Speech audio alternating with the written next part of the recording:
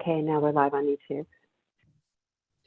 Good afternoon and welcome back to the afternoon session of the December 14th, 2021 Landmarks Preservation Commission public hearing.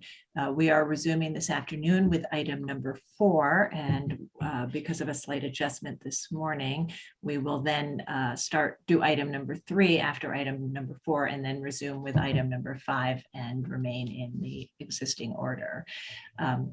This meeting is being held via Zoom and live streamed on YouTube. So if you would like to participate in the hearing, please enter the Zoom meeting. The links can be found on our website and information is on the slide before you now. And with that, I will turn it over to our Director of Preservation, Corey Harala, to introduce the next item. Thanks, Sarah. And we'll move right ahead to public hearing item number 4, LPC 22-03354. This is an application for an advisory report.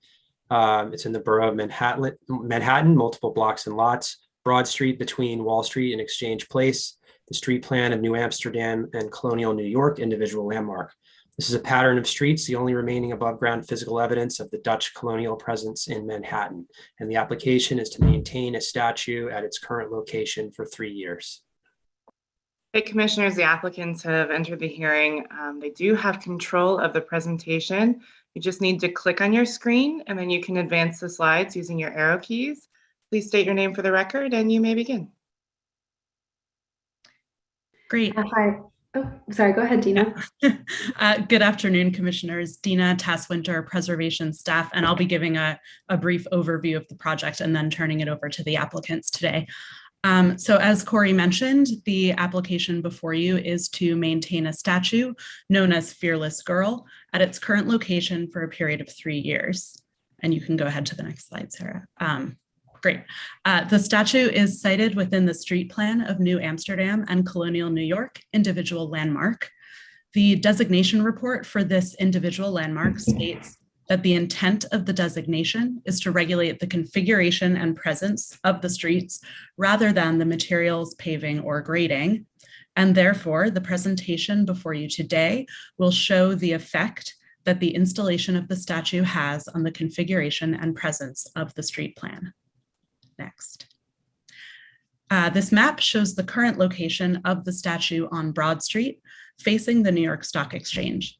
The statue was moved here from its original location facing the Charging Bull statue at the request of DOT. Here are some photographs of the statue and its surroundings, including portions of the designated street plan. And the installation of the statue in this location was approved for a 1-year period in 2018, pursuant to LPC rules for temporary installations of art at public property.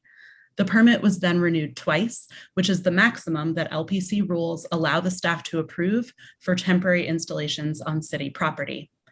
And the final of those 3 temporary permits expired on November 29th of this year. So the applicants are seeking a longer 3-year term to retain the statue at its current location, after which the statue will either be removed or a filing for its further renewal submitted. Next, you'll note that there is also a DOT-approved small interpretive sign identifying the sculpture and the artist. It is located off the landmark site on a lamp post about 30 feet away from the sculpture, and as such is not technically part of the application before you. As you can see on this drawing, in 2018, the statue was installed in the street bed through non-historic Belgian block paving into a small footing, and the pavers were then reset. There was no impact to the granite curb or to any historic fabric, and it is set forward 3 feet from the curb, and the installation did not change the width of the street bed, the sidewalk, or the configuration of the street plan. The applicants are proposing to retain the statue in its current location. No further work is proposed at this time. Next, and just as some background, here are some images of other installations the Commission has approved in the designated street plan in the past, including bollards and benches, among other things. And the applicant, Sarah Locklear, is here to provide further details about the proposal and to answer any questions. Thank you. And Commissioners, this is Mark Silverman. If I can just jump in and just offer a bit of just a clarification in case it was a bit confusing. So we are advisory, as Dina has said, and that after we were reviewing this will go to the PDC. And the PDC will ultimately have binding jurisdiction about the placement of this sculpture. Thank you, Dina. Thanks, Mark. So as Dina said, I'm Sarah Locklear. I lead our brand marketing efforts at State Street Global Advisors, and I've been leading our Fearless Girl work for several years now. I'm joined today by John Brockelman, Head of Brand Marketing and Communications at State Street Global Advisors. As Dina said, we're here today to seek a 3-year permit for the Fearless Girl statue currently on Broad Street opposite the New York Stock Exchange. By way of short background, State Street Global Advisors is the investment management arm of State Street Corporation. We're the 4th largest asset manager in the world.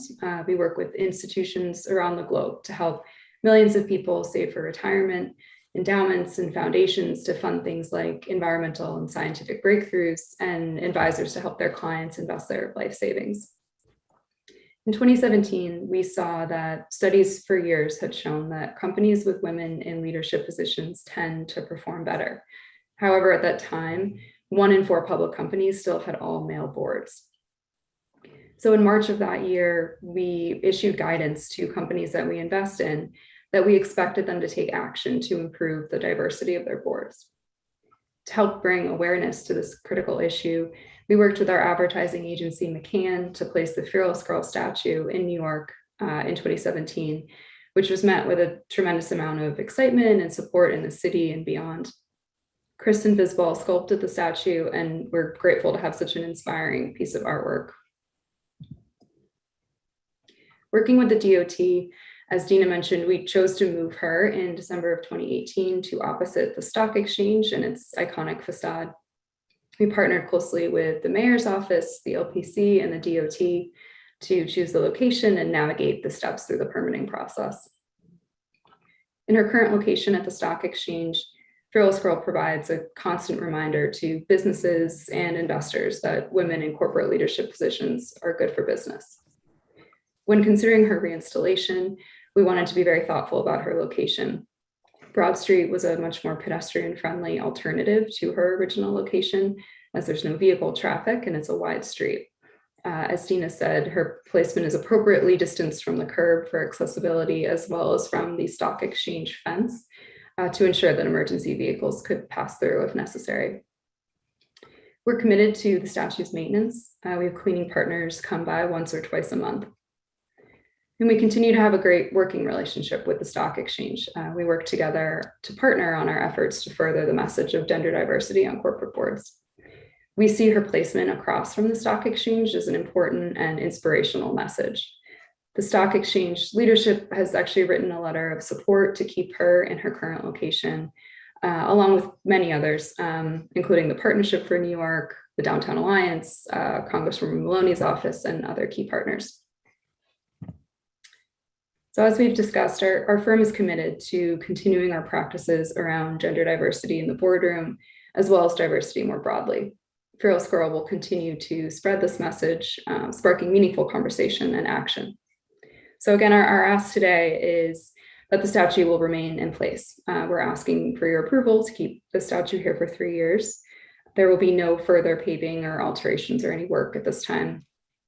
And as Mark went through, following the decision today, we will be working with the DOT to bring this request to the PDC as our next step. And John and I are happy to answer any questions at this time. Thank you. Great. Thank you very much. Commissioners, do we have any questions? Okay, I'm not seeing any questions at this time, so why don't we move to public testimony? We may have questions after that. If you're in the meeting and would like to speak on this item, please raise your virtual hand so we can identify you, and please do so whether you signed up or not.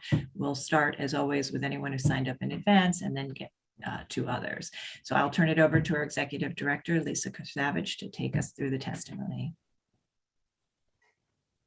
Hey, thank you. Sorry, just one second. And we do have a number of people signed up.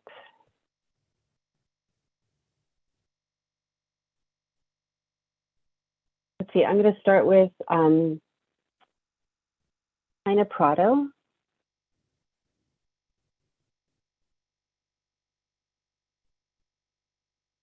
Sorry, they don't have their hands raised. LB Garner. Again, please do raise your hand, even if you signed up. Please do raise your hand so I can identify you as ready to speak.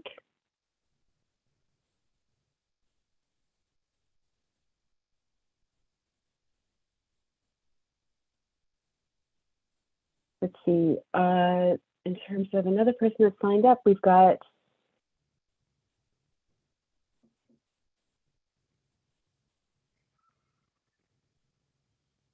Marika Jensen. Start with you.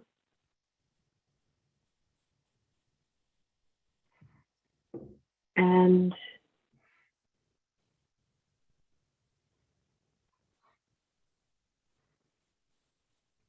Hi, I'm here. oh, okay, great. Please America. just state your name for the record, and you Sure. have 3 minutes.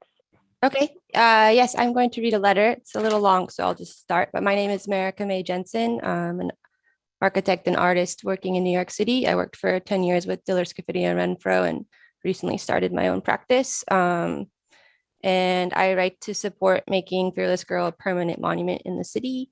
When I first learned of the opportunity to join a group of other women designers and artists to create a piece around her, I was thrilled.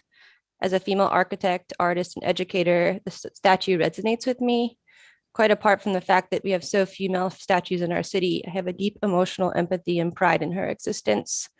Her physical demeanor, her stance, her simple ability to carry a woman's message, and her unique placement in one of the world's most powerful cities reads to me as a beacon for all women and groups seeking equity, a place, a voice, and a strength. Before working on her, I didn't know who had made her. I didn't know why she was created.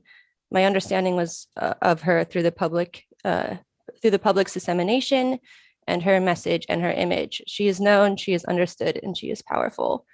I was selected to create a broken glass ceiling around Fearless Girl for International Women's Day 2021. We worked quickly with an all-female creative team, a structural engineer and a photographer, and we put 350 pieces of glass around her. It was really, really rewarding. But yeah, my personal affinity for Fearless Girl is not unique. I observed her power as I visited her to take site measurements. She is more than her image on the internet. On Bond Street, there's a steady stream of pedestrians taking time to be with her physically. People want to be near her. They take time to look at her and observe her placement. They often sit nearby and just watch her and others interacting with her. On the internet, she is an icon of celebration. In person, she has an uncanny intimacy. She initiates observation, slowness, conversation, and contemplation. I believe Fearless Girl is an extended representation of New York City. It travels homes with visitors. In a way, she's today's new Statue of Liberty. I visited my godmother over Thanksgiving break, and she had a photo of herself with her on her mantle. And this was before I worked on the project. And she was, just curating an image of herself and using this statue as part of her story. So lastly, I recently learned that Fearless Girl's permit is expiring, and they're in the process of working to find a way to make her presence extended or permanent. I understand some parties' hesitation to give a portion of the public realm over to an object that was funded by a private corporation. I sat on a board of the Lower East Side Preservation Committee and work closely with the East Village Community Coalition in my neighborhood, and I believe in and fight for a rich reading of the city in public space. Monuments should represent a large constituent and place a larger ideal and a place's larger ideal and ethics. We should consider a monument's patron or an artist's intentionality when contextualizing a work. But when we want to understand a work's truer meaning, we should look at the interpretation of the viewer and the collective audience. Fearless Girl's primary reading is clear. She is an icon for the contemporary women's movement, striking a cultural nerve greater than her creator's initial intentions. So I support keeping her. Okay, thank you very much.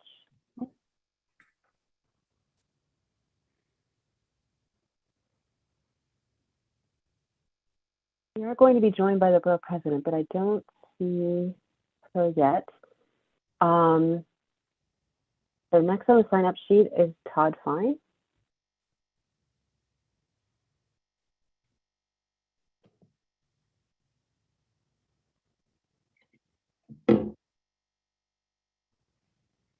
Hey, Todd, I brought you in. You just need to unmute yourself and turn on your camera if you choose. Yes, hello. Hi, everyone. Hi. Thank you. Please state your name for the record. And Yes, my name is Todd Fine. I'm the president of the Washington Street Advocacy Group, which advocates both for historic preservation in Little Syria and for public art in the city. And so DOT, LPC, State Street have had several weeks now to explain exactly what is happening today. After many twists and turns where we talked about a permanent permit, then a 10-year permit, 3-year permit. The word permit is being used, but we're also going to we're not sure who's issuing the permit. It's not clear. And Silberman jumped in and said, oh, this is just advisory. Well, somebody's issuing a discretionary permit is my understanding. And a discretionary permit, you know, you have lots of things that you could think about in evaluating a discretionary permit, including artist rights, for instance, or the relation of putting advertising on in relation to historic landmark.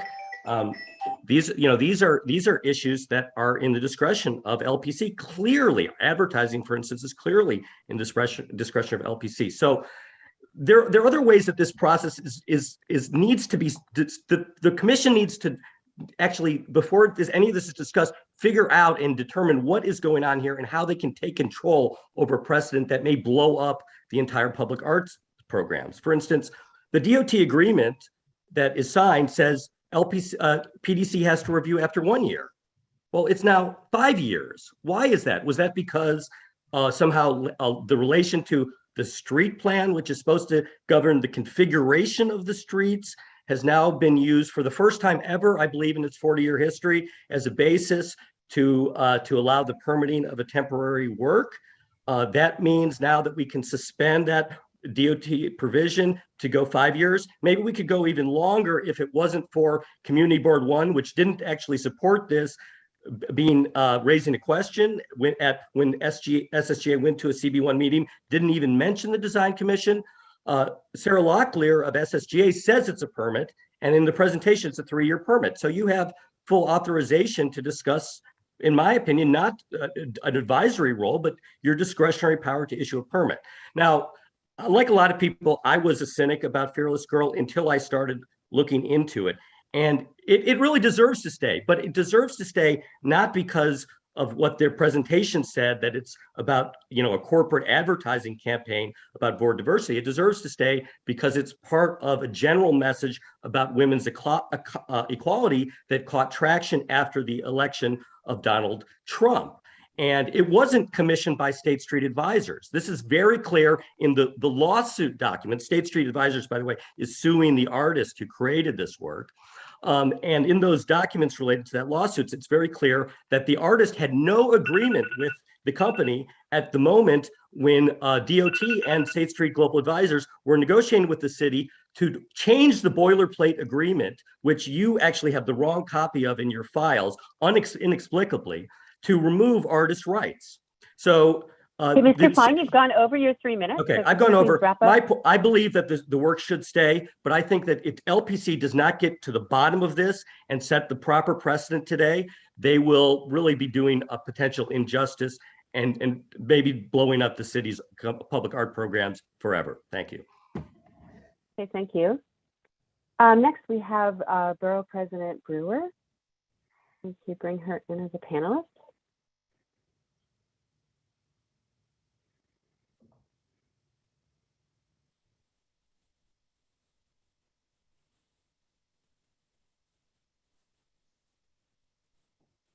Hey, Borough President, I've brought you in. You just need to unmute yourself and turn your camera. Will.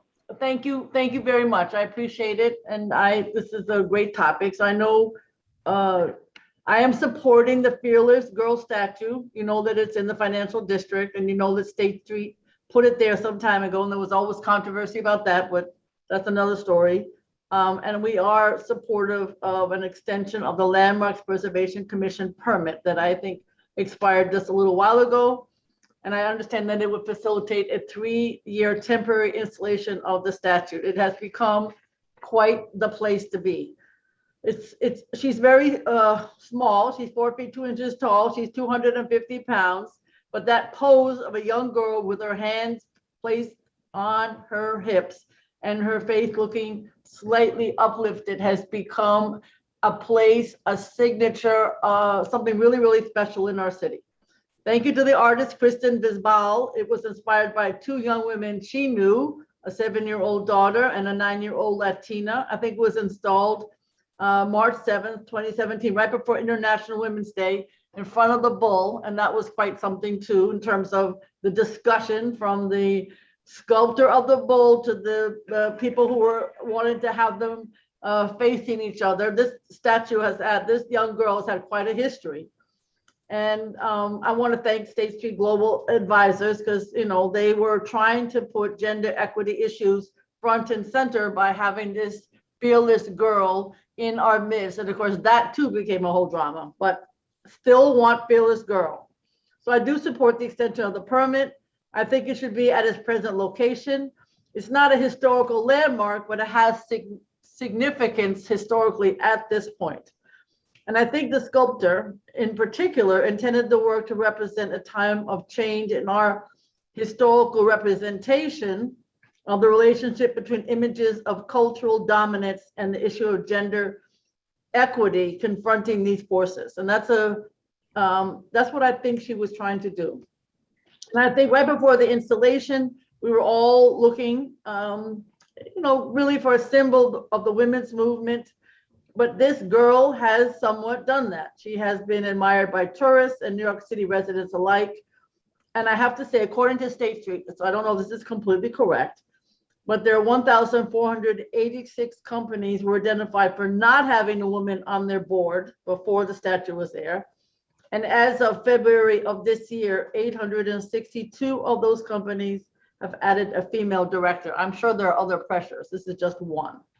But certainly the sight of the fearless girl, it does encourage young women to follow their dreams. For some reason, statues do that, regardless of who they are. And I think the presence in our financial district, which is a historic district, is a fitting site for one of our city's, believe it or not, most important contemporary symbolic works of art. So thank you for this opportunity to testify. And of course, I'm one of the people who supported the suffragists in Central Park.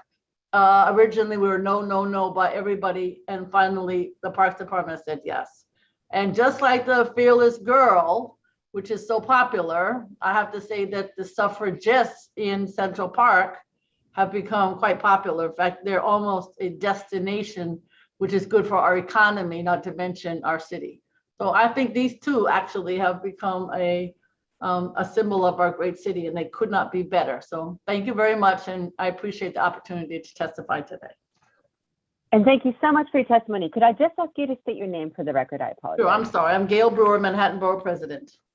Should have done that. Thank you very much. I apologize. It's okay. Thank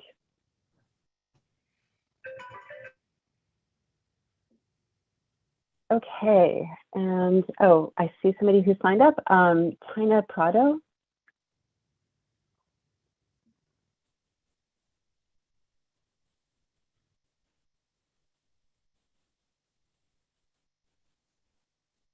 Can you hear me? Yes, we can hear you. Great. Thank you so much. My name is Tina Prado. I'm Chief of Staff at the Alliance for Downtown New York. I'm here to read a letter that our President Jessica Lappin sent to the Commissioner and to the remaining other commissioners as well. So I am writing to express the Downtown Alliance's support of State Street's application to give the Fearless Girl statue a permanent home in Lower Manhattan. The Downtown Alliance is a business improvement district for the area, roughly from City Hall to the Battery, from the East River to West Street. We strive to make Lower Manhattan a wonderful place to live, work, and play by creating a vibrant neighborhood for businesses, residents, and tourists alike. We treasure our downtown icons, the Charging Bull, Federal Hall, Francis Tavern, and Trinity Church, just to name a few. The Fearless Girl statue has joined the ranks of those powerful local landmarks since her initial installation in March of 2017. As an important citizen of our downtown neighborhood, she shines a light from Wall Street to the world on the importance of elevating women's status in our lives, from corporate leadership positions to sport to educational opportunity. Her image has been invoked as an inspiration and reminder that women's bravery in the leading edge of progress, and her presence near the New York Stock Exchange is particularly potent in this regard. Report after report has noted that the deleterious effect of the COVID-19 pandemic on working women, as more and more women have taken a step back from the workforce or dropped out altogether. Fearless Girl stands in defiance of these barriers, old and new, that have hindered women from taking their right spots at the top. And we hope she continues to serve as inspiration to prospective glass ceiling shatterers for years to come. On behalf of the Downtown Alliance Board of Directors, I strongly encourage you to support this application to permit the Fearless Girl a permanent home downtown. Okay, thank you very much, Rachel. Thank you. Sure. Okay. And moving on to other people with their hands raised, I'm going to call Kristen Visbal.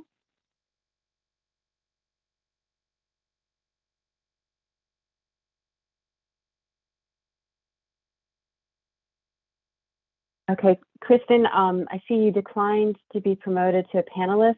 I could just let you speak if you'd like to say your testimony. I'm going to allow you to talk. Can you hear me? Can you hear me? Yes, we can hear you. Okay. I'm so grateful to everyone who has spoken and who has advocated for permanence, or at least the extension of the permitting on Fearless Girl thus far. My name is Can I just ask you to, Yes, my name is Kristen Visbal. I'm the sculptor who created Fearless Girl, and I'm so happy to finally be made aware of New York City's permitting protocols for public art. I actually wrote my thoughts out today, so I hope you don't mind. It is a little bit longer than 3 minutes, but there are 2 agreements out there that assert that I have a right to be a part of the permitting process. So I hope if I go over a minute or so, it will be okay.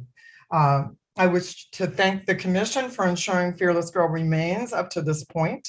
I don't, however, fully understand what the Landmark Preservation Commission can assess aside from whether the artwork interferes with the street grid. I think it's evident she does not. I urge the Commission to view Fearless Girl as art with a powerful movement behind her. And I believe that should make a significant difference in the review of the work. As you can see from the testimony this morning, that's obvious. She stands for many, many things, but primarily empowerment and the women's movement. There is a moral responsibility to ensure that the figure remains a symbol of empowerment, promoting equality and gender collaboration. Its message must not be curtailed, as we cannot achieve gender parity without addressing all the ideals that inspired the figure. I see Fearless Girl as educational in that context. While I understand that signage is under the jurisdiction of DOT, I respectfully request that a recommendation be made to place a bronze plaque at the foot of the sculpture, which denotes all of the ideals she stands for. As I hope you are aware, I have offered to donate a permanent artist-proof casting to the city to own so that the work can remain as a permanent fixture in New York. I understand the permit that is under review is for 3 years, which means we're going to do this all over again. If the city prefers ownership of works in the permanent collection, an artist donation would certainly prevent having to go through this permitting again. Clearly, it is in the best interest of the city from the perspective of tourism and positioning New York as a leader in the discussion of diversity that the statue remain on a long-term basis. And while there may be concerns about the statue's permanent placement in this historic location, I am prepared to accept that it might move at some point. Fearless Girl was birthed in finance, but remember that she could stand anywhere. I like the stock exchange placement, but in deference to diversity in decision-making, we might also consider a committee decision as to the best placement for Fearless Girl and how to display her. Placement directly on the existing surface was intended to make the work particularly accessible to children and to serve as an inspiration for them. You are a government agency, and this is a legal matter. So you are entitled to understand the parameters through which this work came to be. I created Fearless Girl for none other than my fellow women. The creation was highly unusual, as outlined in my letter to LPC. As you are aware, I own copyright in the physical form that is Fearless Girl, though this specific casting was assumed in an agreement signed 10 weeks after unveiling, and it's owned by State Street Global Advisors. At the time of signature, the mold was withheld by a man in Pennsylvania, and the DOT frustrated access to the work to reclaim it through a preservation scan. 3 entities vied for copyright. An individual attempted to garner proceeds against future sales, and I was forced to go through a protracted process to prove the work was not a work for hire. I signed the agreement simply to reclaim my work and have an obligation today to ensure the integrity of the work is preserved. I retain a legal right through 2 contracts to be apprised of permitting efforts, but have not been. I conceded ownership of the casting because I did not pay to cast the clay and bronze, and because I was told a great deal of permitting had been paid to the city to keep the work in place until we got her into the DOT or intervention program. I have never seen. Can I just say, I'm sorry, but you've gone very much over your time. Could you start to wrap up, please? I'm almost, it's a couple paragraphs. Okay, so let me just skip down here. Regarding advertising around the work, my agreement signed with the financial prohibits using an image of the work to promote goods and services of anyone, but State Street or myself and my company. Yet the existing placement at New York City Stock Exchange allows the artwork to be photographed daily with various company logos of organizations that may or may not be aligned with the ideals behind the figure. It is my wish that the work be shared with all, and though some of the companies photographed with the work may be questionable for one reason or another, the idea to limit exposure of the work in any way was not mine. What am I asking for? I am asking the LPC to consider and make a recommendation to keep the work, though not necessarily the casting in question. If a donation of the work would benefit the city, I am asking LPC to recommend that signage be placed to incorporate all of what the figure stands for, and I missed something there. If it benefits you, I will donate the work. If we do not do that, we have allowed a corporation to dictate and change the meaning of the work I created. I know I'm way over time, but let me reiterate what this work stands for. She stands for supporting women in leadership positions. She stands for equality, equal pay, the education of women, education in the workplace, for the prevention of prejudice and the general well-being of women. We need to address all of those issues to achieve equality. Thank you so much for your time. I'm sorry I went over. Okay, thank you. Okay, next I'm going to call Christabel Goff.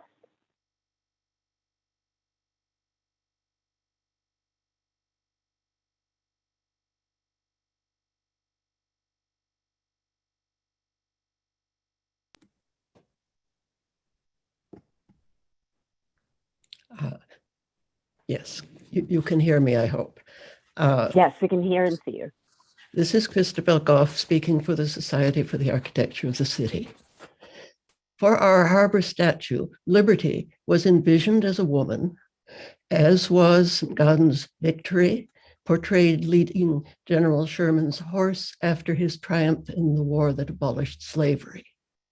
At the Bethesda Fountain in Central Park, the Angel of the Waters dispenses healing in a sculpture by Emma Stebbins, the first woman to receive such a commission from New York City in 1873.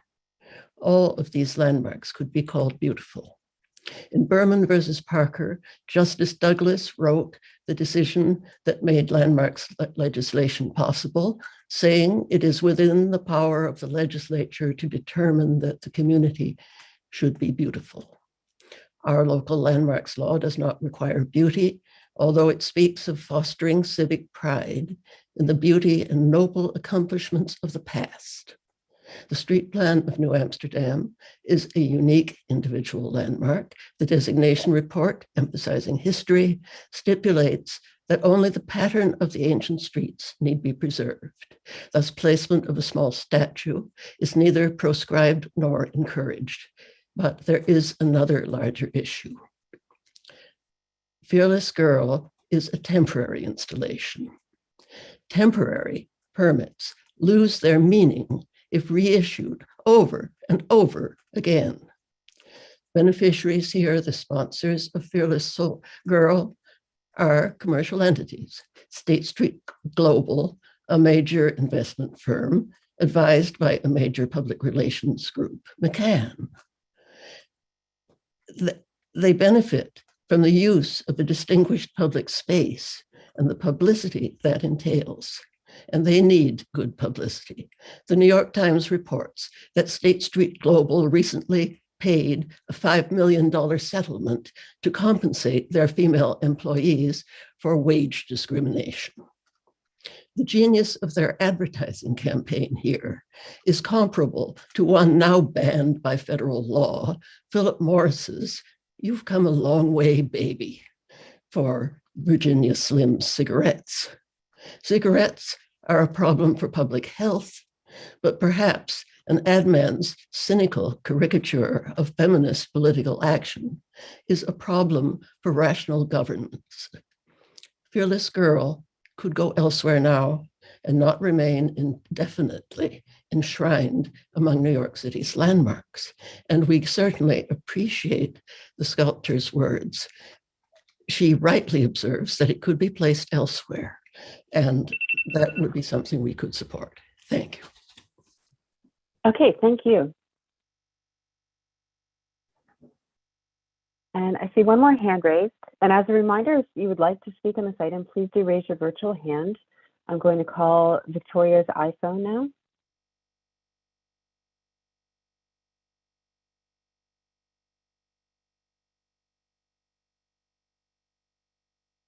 Okay, Victoria's iPhone, there you go. Oops, you just need to unmute yourself and turn on your camera if you like.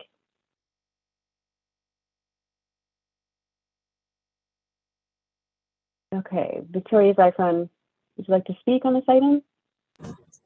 Hello? Can you hear me? Hi, yes, we can. Would you like to speak on this Thank you item? very much. Of course, yes, I very much would like to speak. Thank you very much for having me. My name is Victoria Hillstrom. I am here to speak about the Fearless Girl. As part of the creative community in New York City, I'm highly concerned about how city agencies appear to have been treating the artist's rights questions involving Fearless Girl. I believe these are worthy issues to consider when reviewing discretionary temporary installation permits issued by the LPC. Artists should not have to plead with a city agency to obtain basic contracts and agreements involving their rights, often without success. The city should not be negotiating about the rights of an artist with a large corporation without their knowledge or consent. The city should not be undertaking special measures for public art approval, apparently by bypassing the normal artist-centered process that don't center corporate needs. City lawyers should respect the boilerplate language in the agreements that respect artist rights and not change the language simply to satisfy corporate desires. Artists should never be in the complete dark regarding the permitting status of their work while I do believe Fearless Girl should remain, I think it is critically important that the Landmark Preservation Commission take some action today of some kind to ensure that the status quo does not continue indefinitely. The Landmark Preservation Commission could rule that permitting is contingent on these artists' right issues being addressed once and for all. I would like to close by saying my very dear friend Olympia Scari, Neville Wakefield, worked on the absolutely magnificent Elevation 1049 in Switzerland. We heard during the pandemic time and time again that arts and culture is all that separates us from other major cities. And I would ask the Landmark Preservation Commission to understand that the artist rights, that how we regard arts and culture is not some arbitrary, insignificant thing. New York City is known for arts and culture, whether it be our landmarks, our historic districts, our public art, whether it be by Jeff Koons, Olympia Scari, or the artist in this circumstance. And I would ask you to please look a little bit more closely at what seems to be State Street Corporation's mistreatment of this artist, who happens to be a woman, where her rights to her art was not regarded. And I would just like to say, in the kindest and most gracious way possible, I sincerely hope that that is not what we're supporting. She is a woman. Her contract is not being properly validated. And this is just not how things are done, nor how New York City should be regarding arts and culture. Thank you very, very much for your time and thoughtful consideration. Okay, thank you. And I see one more hand raised. Leslie Irway Wright.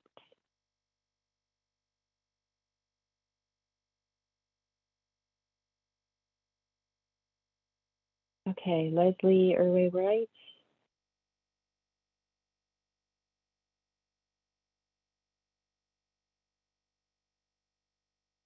Okay, you could just unmute yourself and turn on your camera if you choose. Okay, now I think I've got it. Thank you very much for calling on me and for giving me the opportunity to speak. I'm the charter president of the Zonta Club of Brooklyn, and Brooklyn joins its two sister organizations in Manhattan and in Queens in supporting the establishment of a permanent place for the Fearless Girl statue.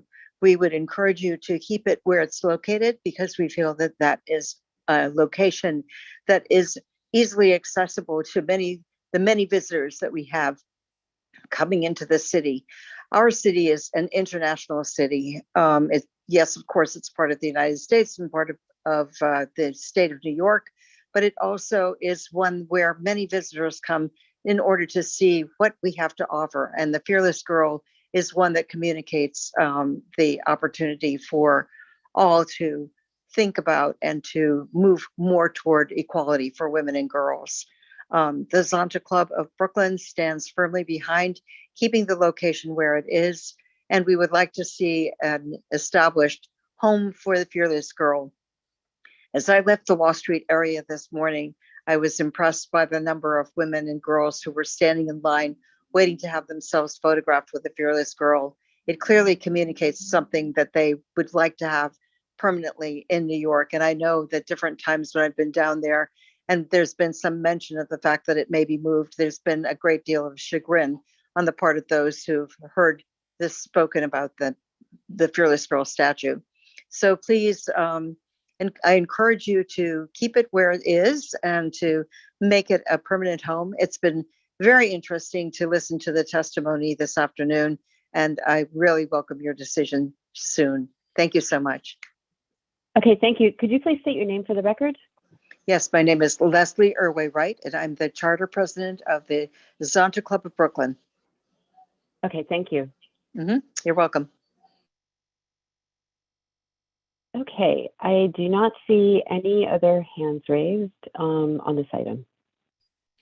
Okay, great. Thank you. Thank you, everyone who participated today. I want to note, in addition to receiving letters from some of our speakers today, we also received letters in support from the New York Stock Exchange, the Partnership for New York City, Congresswoman Carolyn Maloney, and Altus Metal and Marble Maintenance, who has cared for the statue.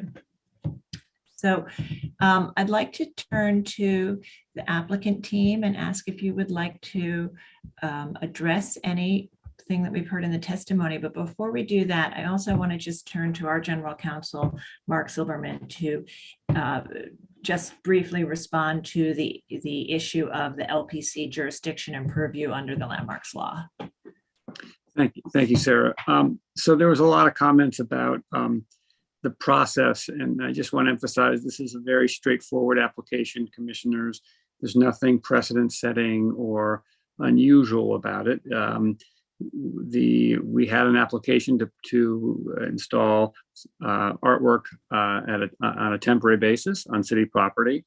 Under that, under our jurisdiction, the rules, we don't look at content of public art.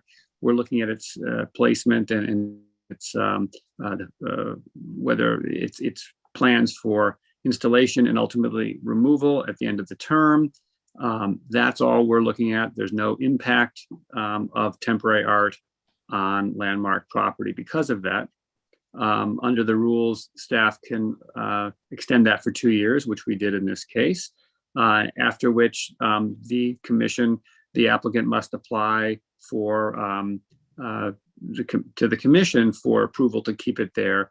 At that point, the PDC is also going to be reviewing this, and they will, as with all public art, they have binding jurisdiction, and their jurisdiction also goes to the aesthetic and content of the art. We're just looking at what is the impact on the landmark. In this case, it's the street pattern.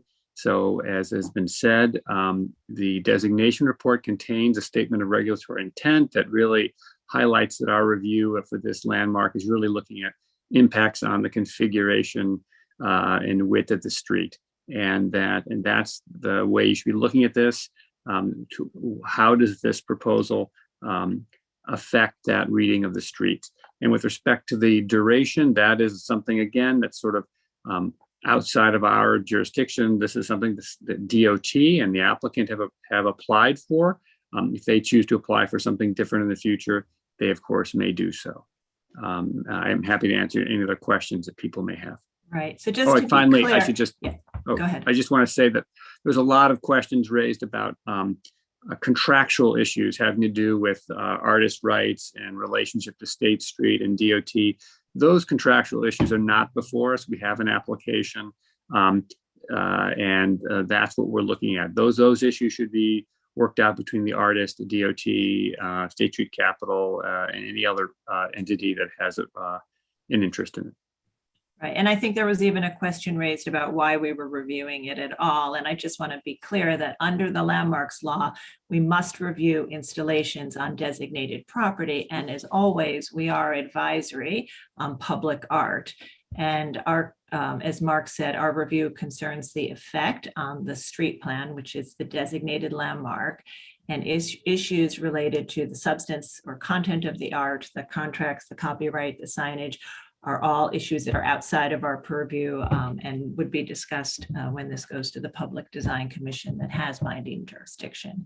Okay, Commissioner Gustafson, you have a question. Is it about process, or shall we let the applicant speak first? It's about process. It's about what Mark just commented on. Please go ahead. I understand the scope of our jurisdiction. But it might be helpful to very specifically answer the question that if we were sitting here approving and I'm not saying it is, but if we were approving the illegal use of a piece of art, that would happen. It's not our jurisdiction. Who in the city is responsible for making sure that that we're not all marching in tune and putting a piece of art somewhere that there's no right to put there? Well, the short answer to that is that that decision has to be made at the applicant level, and that would be DOT. DOT has a relationship with the person who is the person who is proposing to put this art there. And I think the artist herself, as you heard, is not asking that be disapproved. The issues having to do with contractual rights that she is raising, I think, are more subtle and have something more to do with other issues.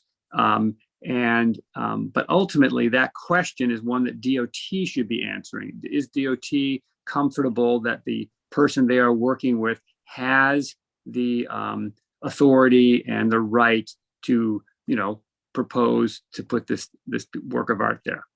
Yeah, I just wanted to be sure that we were answering Mr. Fine's question, which seemed to me to be that there's and we face this as well. There's a melange of agencies that are touching this, and it may be very difficult to figure out who actually has that particular authority. So thank you for that answer. Okay, thank you. Commissioner Devonshire. Yeah, I guess it's a question for Mark.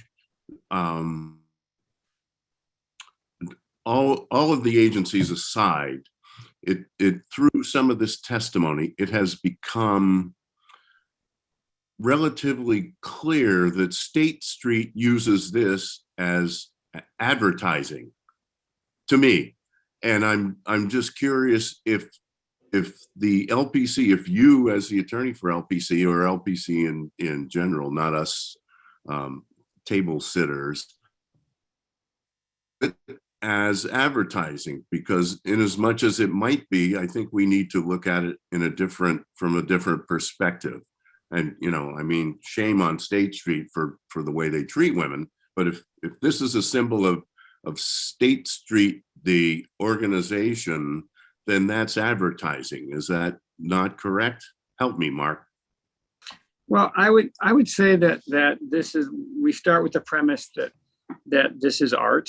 I think that the fact that a corporate entity was involved in the initial decision to put that art out into the public, that has some relevance. But I think that ultimately the issue for the city, and again, this is more of a question I believe that we should be looking at the Public Design Commission, but ultimately they are the ones that are responsible for deciding whether art should be placed on city property, and that's something, for us to sort of say this is advertising. Almost everyone who puts art out in the world uses it in some way to talk about themselves, whether it's the artist or the person who is on the side of whose wall that art is.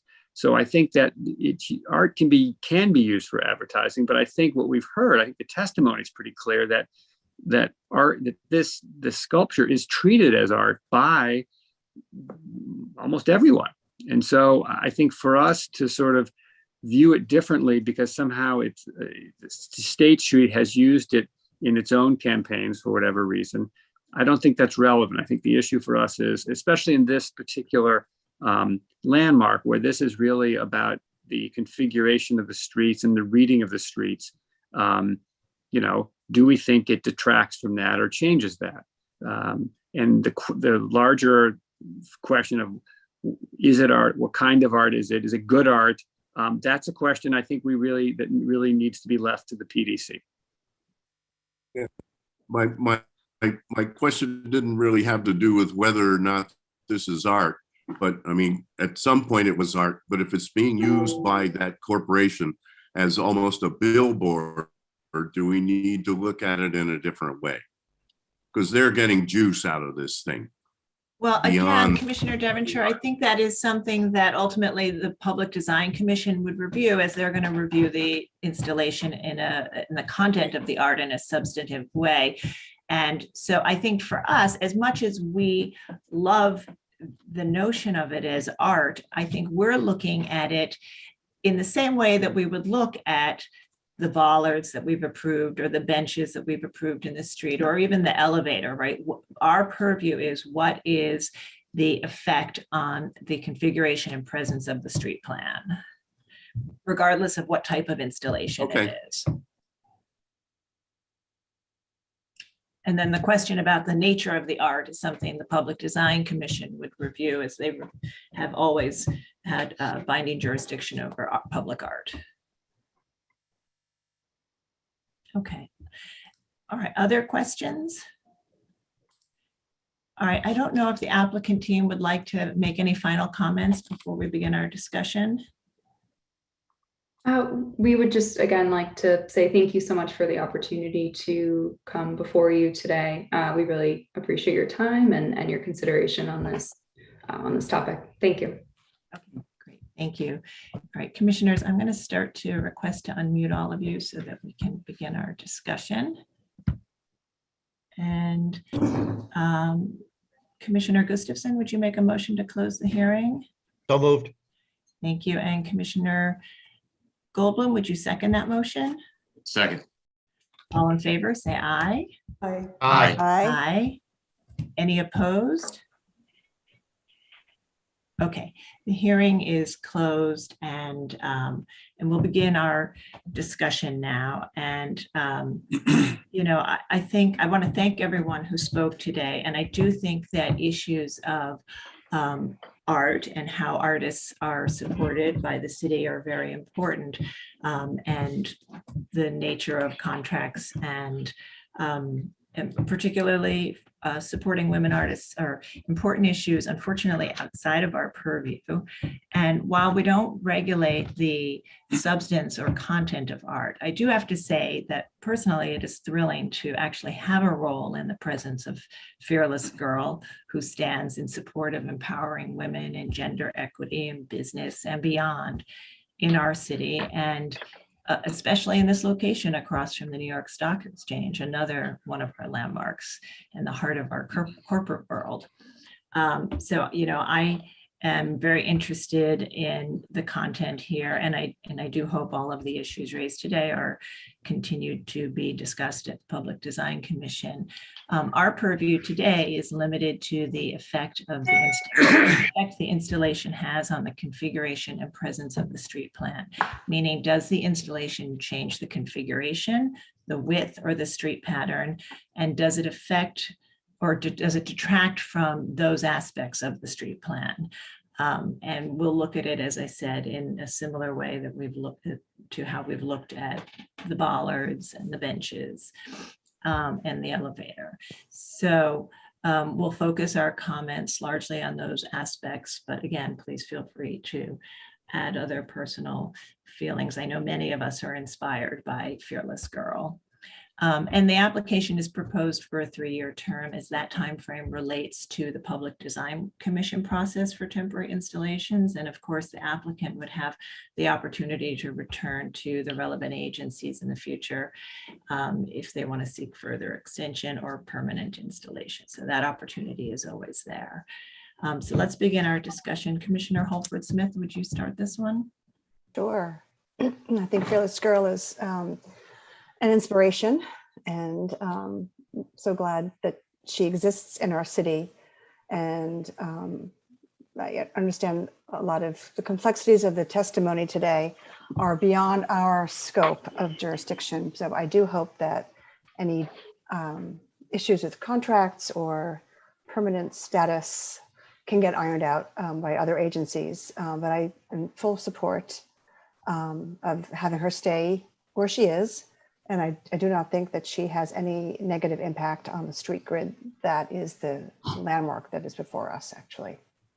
So I very much approve of this. Thank you. Commissioner Shamir Barron? Yes, I think I really agree with what Commissioner Holford Smith just said.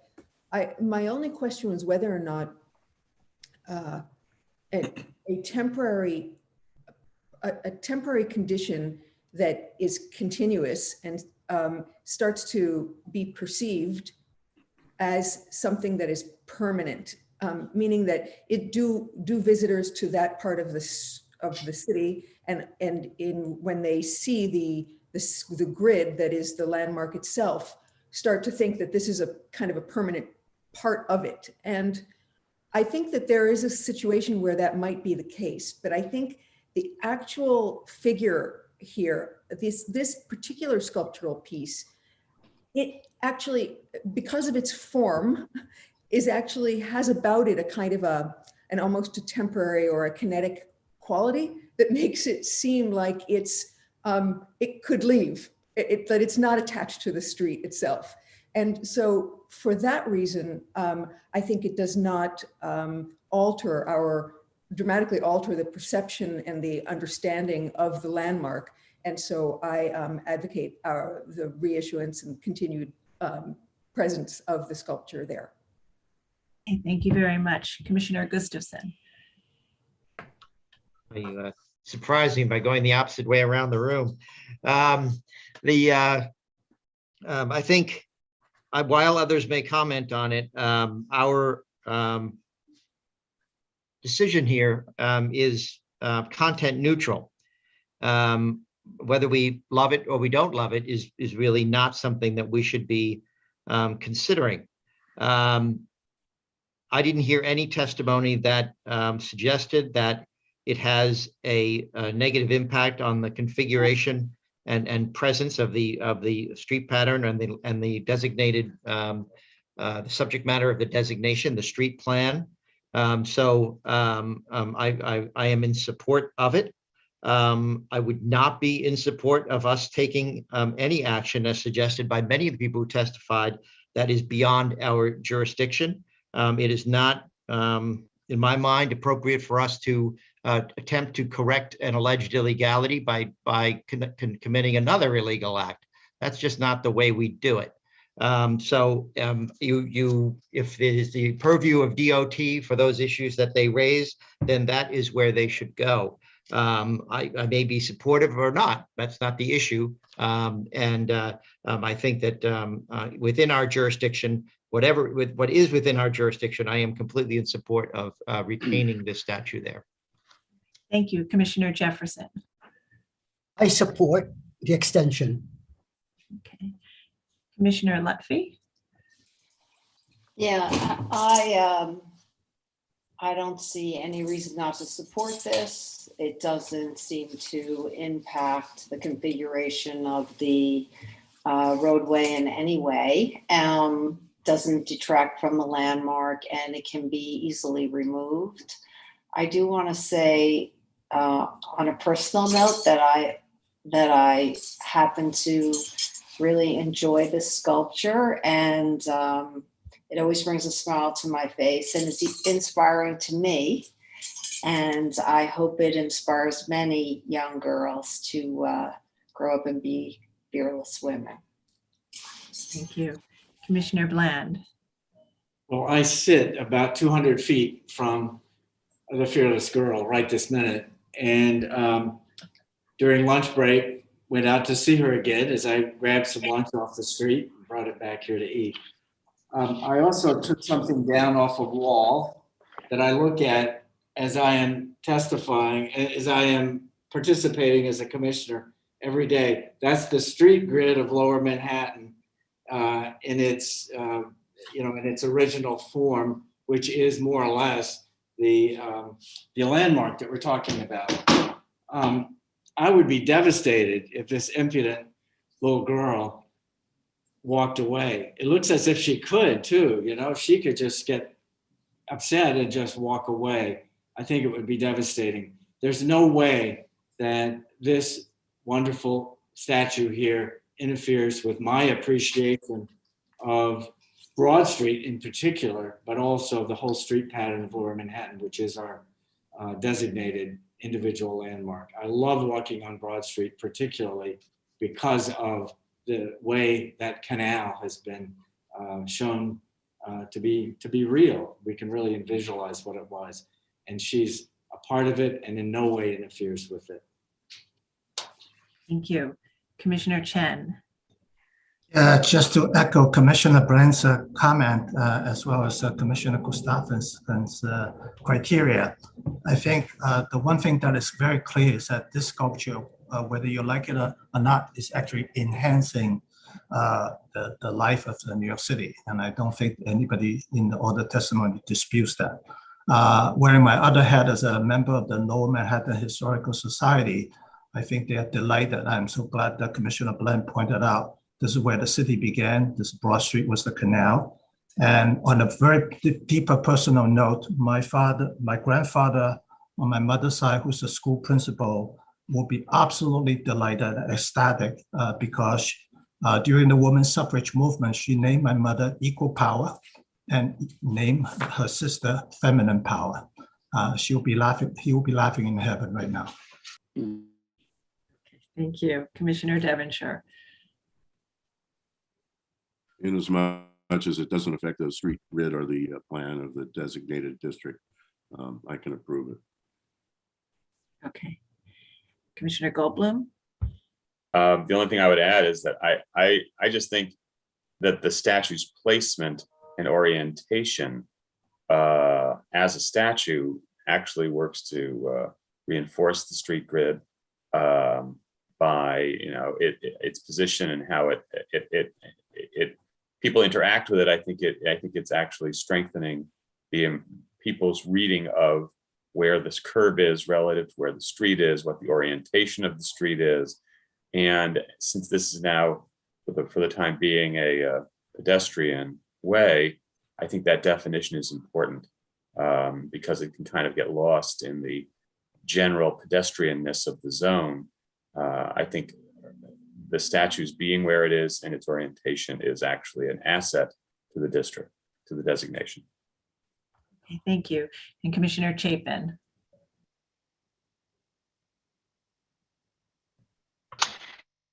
Yeah, there's so much controversy that in the past the very idea of a statue celebrating women would be more likely to have generated controversy.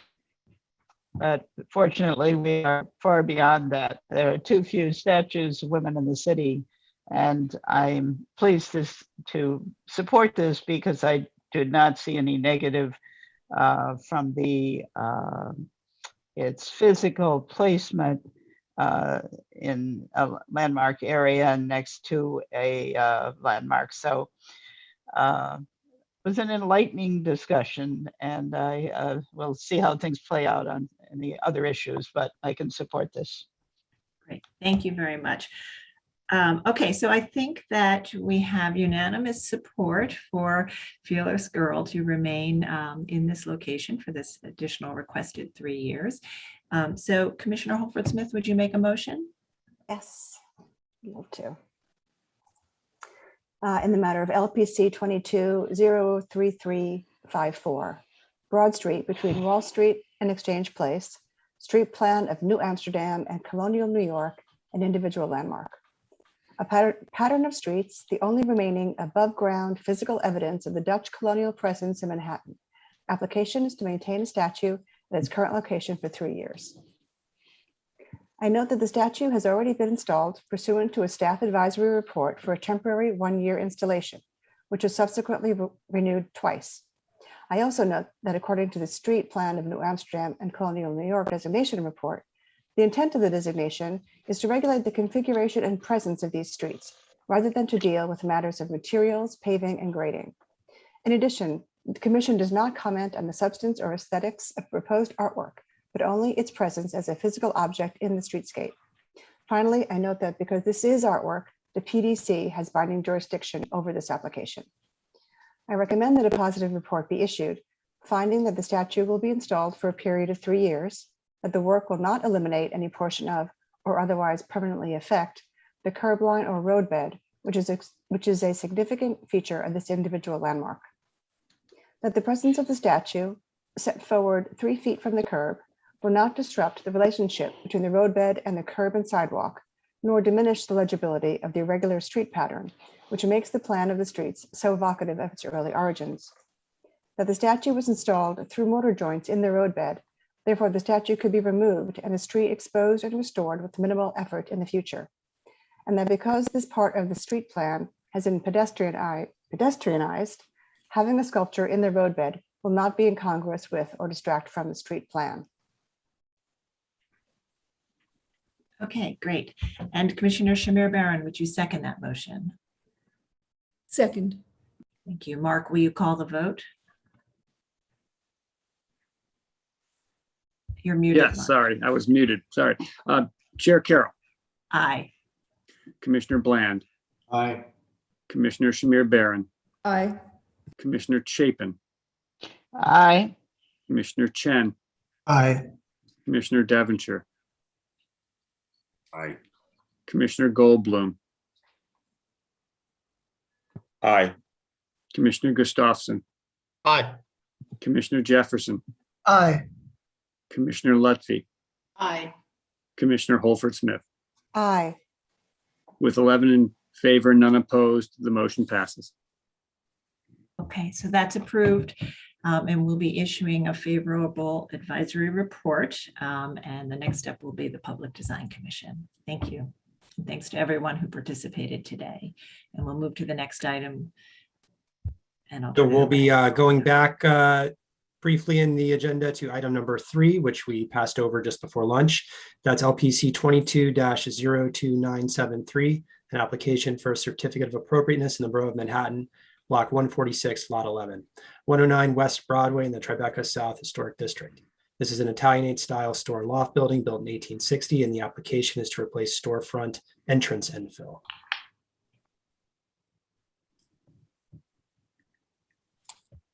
Hey, Commissioners, we're having a little bit of difficulty getting the applicants in.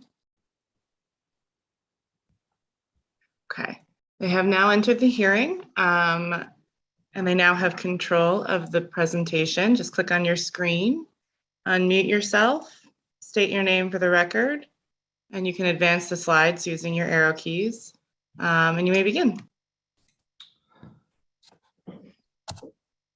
Hello, can you hear me? Hi there. Hello, please go ahead. Hi, I'm waiting for my partner to upload the presentation as well. I'm Alex Pincus. I am the operator of the venue at 109 West Broadway. Thank you for taking the time to review our proposal today. As mentioned, the building was constructed in 1860 in the Italianate style. It's in the Tribeca South Historic District. If you proceed forward, as you can see from the tax photos from the 1940s, there was previously a historic cast iron and glass storefront. However, the storefront has been changed multiple times over the years, and the original historic fabric no longer remains on the lower levels. As you can see from the recent photos and from the photos from the 80s, the window openings on the first 2 floors have been changed to arched openings with painted aluminum storefront infill and an aluminum sunroom along the West Broadway facade. Our area of work and our proposal for you today is located in the middle arched opening on Reed Street. That is the only area of the building that we have access to and that we control. This is the entrance to our restaurant, an oyster bar, which will be located in the cellar of the building. Our proposal does not impact the historic facade features of the building in any way, as they are no longer existing in the area of work. And the scope of our proposal is limited to cladding the existing storefront system with painted wood, introducing an unlacquered brass porthole at eye level, adding 2 unlacquered brass lights, and introducing 2 new unlacquered brass door hardware. Finally, because we're simply proposing to clad this existing storefront, our proposal is totally reversible. In the event that the historic features of the building are to be restored, which we would support, it would be simple to remove our intervention on the door. In terms of appropriateness of this project, based on our analysis of other doors in the neighborhood and historic district, there are a number of buildings with similar materiality, texture, and form. 159 Duane Street has painted wood doors. And if you could fast forward to that, that would be helpful. 71 North Moore has wood doors with an arched opening and diagonal patterning. And 60 Collister Street has a painted wood slat door with an arched opening. Ian, if you would like to go back to our proposal, the rendering of it, I think would be helpful. We believe our intervention here to be simple, tasteful, working within what exists on the building without diverging too much from that, and at the same time being respectful of the history of the neighborhood and presenting to the public there's something unique happening within this space. We very much appreciate your consideration of our proposal and look forward to discussing any questions you may have. Thank you. All right, thank you very much. Commissioners, do we have any questions? All right, I don't see any questions, so we'll move to public testimony. And if you're in the meeting and would like to speak on this item, please raise your virtual hand so we can identify you. And I'll turn it over to Lisa Krasavage to take us through the testimony. Great. We had one person sign up to speak, and that is the Historic Districts Council, who I do not see. And I don't see any other hands raised. I don't think there's any testimony on this item. Okay, great. And I will note for the record that we did receive a letter from HDC, which was shared with all the commissioners in opposition. And we also received a letter from Manhattan Community Board 1 in support of the application. I see somebody's hand is raised now. So I think they made it into the meeting. Lisa, if you want to go back to them. Yes, I can. Okay, Historic Districts Council, I'll bring you in now.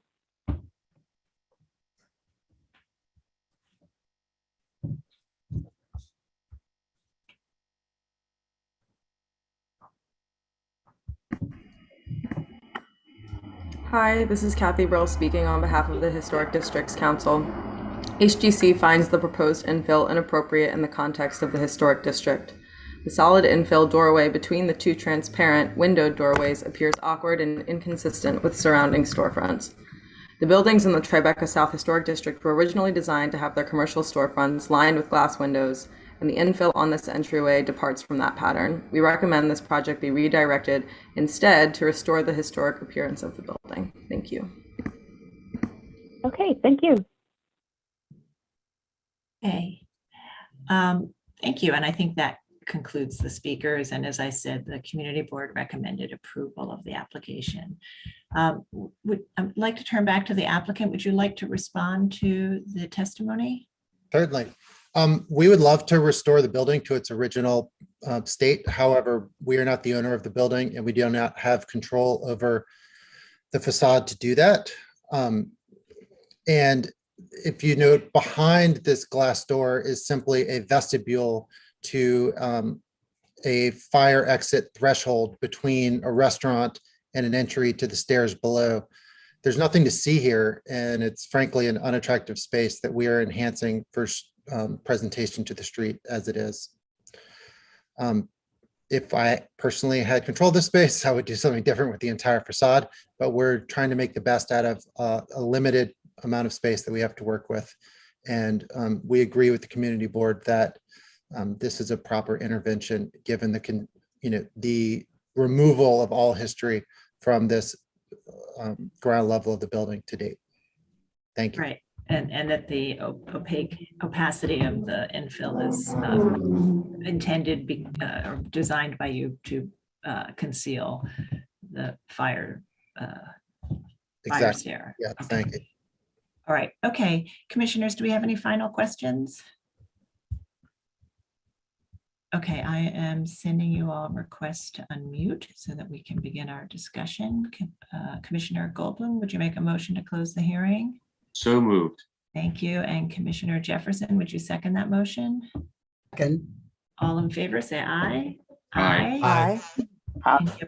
Any opposed? Okay, so the hearing is closed and we'll begin our discussion. And this is a building where the entire base of the building was heavily altered as early as the 20s or the 30s, and then has been subsequently altered, and the replacement infill, the storefront infill, has been replaced multiple times since. So there is no historic fabric, and the proposal is just for the infill within this one arched opening. And again, the arches aren't even historic. The entire base is in altered condition. And again, we've heard that the reason they've chosen a solid door is to conceal what's behind it. Commissioner Chapin, would you like to start this one? Yeah, sure. I think this is totally appropriate, and I think that the applicant answered the question from HTC very well. So I can approve this as presented. Okay, thank you. Commissioner Goldblum? Agreed. I think the door will be the nicest thing about the storefront. Okay, so, thank you. I think it's appropriate for an inappropriate storefront. I think it's okay. Right, and I don't think it detracts from the streetscape as a whole. Commissioner Devonshire? No. Yeah, and I think that the porthole reflects the maritime foundations of New York City in general, so I can approve it. Whoa. Thank you. Commissioner Chen? No disagreement here. Okay, Commissioner Bland? Maybe it's all been said. All right. All right, so just in the interest of time, is there anyone who disagrees? If so, please raise your virtual hand. Okay, I think we have a consensus here to support. Commissioner Chapin, would you read the motion? Sure, thank you. The matter of a certificate of appropriateness, Borough of Manhattan, LPC 22-02973, 109 West Broadway, Tribeca South Historic District. An Italianate style store and loft building built in 1860. Application is to replace storefront entrance infill. I note that the building's style, scale, materials, and details are among the features that contribute to the special architectural and historic character of the Tribeca South Historic District. I further note that the store was heavily altered sometime in the 1930s, and the storefronts have been replaced and removed multiple times. I recommend approval, finding the alterations to the existing modern infill will not eliminate any significant historic fabric or features, that the base of the building has been altered over time, and the proposed application of white painted wood cladding in a chevron pattern will be limited to one entrance bay, providing access to the basement level tenant. And while different than other storefront infill at the building, will be in keeping with the materiality of historic storefronts on buildings of this age and style. With the metal porthole window and the light sconces are small in scale, industrial in character, and will harmonize with the building and the streetscape, and that the proposed work will not detract from the special architectural or historic character of the building or historic district. All right, thank you. And Commissioner Goldblum, would you second that motion? Second. And Mark, will you call the vote? Chair Carroll. Aye. Commissioner Bland. Aye. Commissioner Shamir Barron. Aye. Commissioner Chapin. Aye. Commissioner Chen. Aye. Commissioner Devonshire. Aye. Commissioner Goldblum. Aye. Commissioner Gustafson. Aye. Commissioner Jefferson. Aye. Commissioner Lutfi. Commissioner Lutfi. Aye. Commissioner Holford Smith. Aye. With 11 in favor and none opposed, the motion passes. That's approved. Thank you. Thank you. We appreciate your support. Thank you. Move to the next item now. Okay, we'll now go to public hearing item number 5, LPC 22-03827, an application for a certificate of appropriateness in the Borough of Manhattan, Block 475, Lot 9, 355 West Broadway in the Soho Cast Iron Historic District. This is a loft building built circa 1880 and altered in 1958. The application is to modify the rear facades constructed in non-compliance with Certificate of Appropriateness 18-4002. Okay, commissioners, the applicants have entered the hearing and the staff will walk you through the presentation. Please state All your name. right. Good afternoon, Commissioners. Michelle Crayer, Preservation staff. Before the applicants present today, I'd like to give you a little bit of background on this proposal at 355 West Broadway, which is located on the east side of Broadway between Broome and Grand Streets. On this slide, you can see the subject building on the right as it appeared in 2015 and in the historic tax photo on the left from 1940. And this is the subject building from the rear as it appeared in 2015 and above as well. In 2016, a certificate of appropriateness was issued for the extension of the existing rooftop addition and the increase in height of the lot line facade. The construction of an elevator bulkhead at the roof, the replacement of a one-story rear yard addition, and the creation of a courtyard. This is shown in the pair of axonometrics that are second from the left, sorry. Subsequently, notice of violation 17-0839 was issued for ongoing construction of additions in noncompliance with the certificate of appropriateness. Instead of retaining the rear facade, it was reconstructed and the plane was shifted toward the rear yard by approximately 8 inches. The extension of the rooftop addition was then built in the same plane as the new rear facade instead of being set back from the rear facade. Finally, a balcony was added to the rooftop addition in place of the terrace that was approved.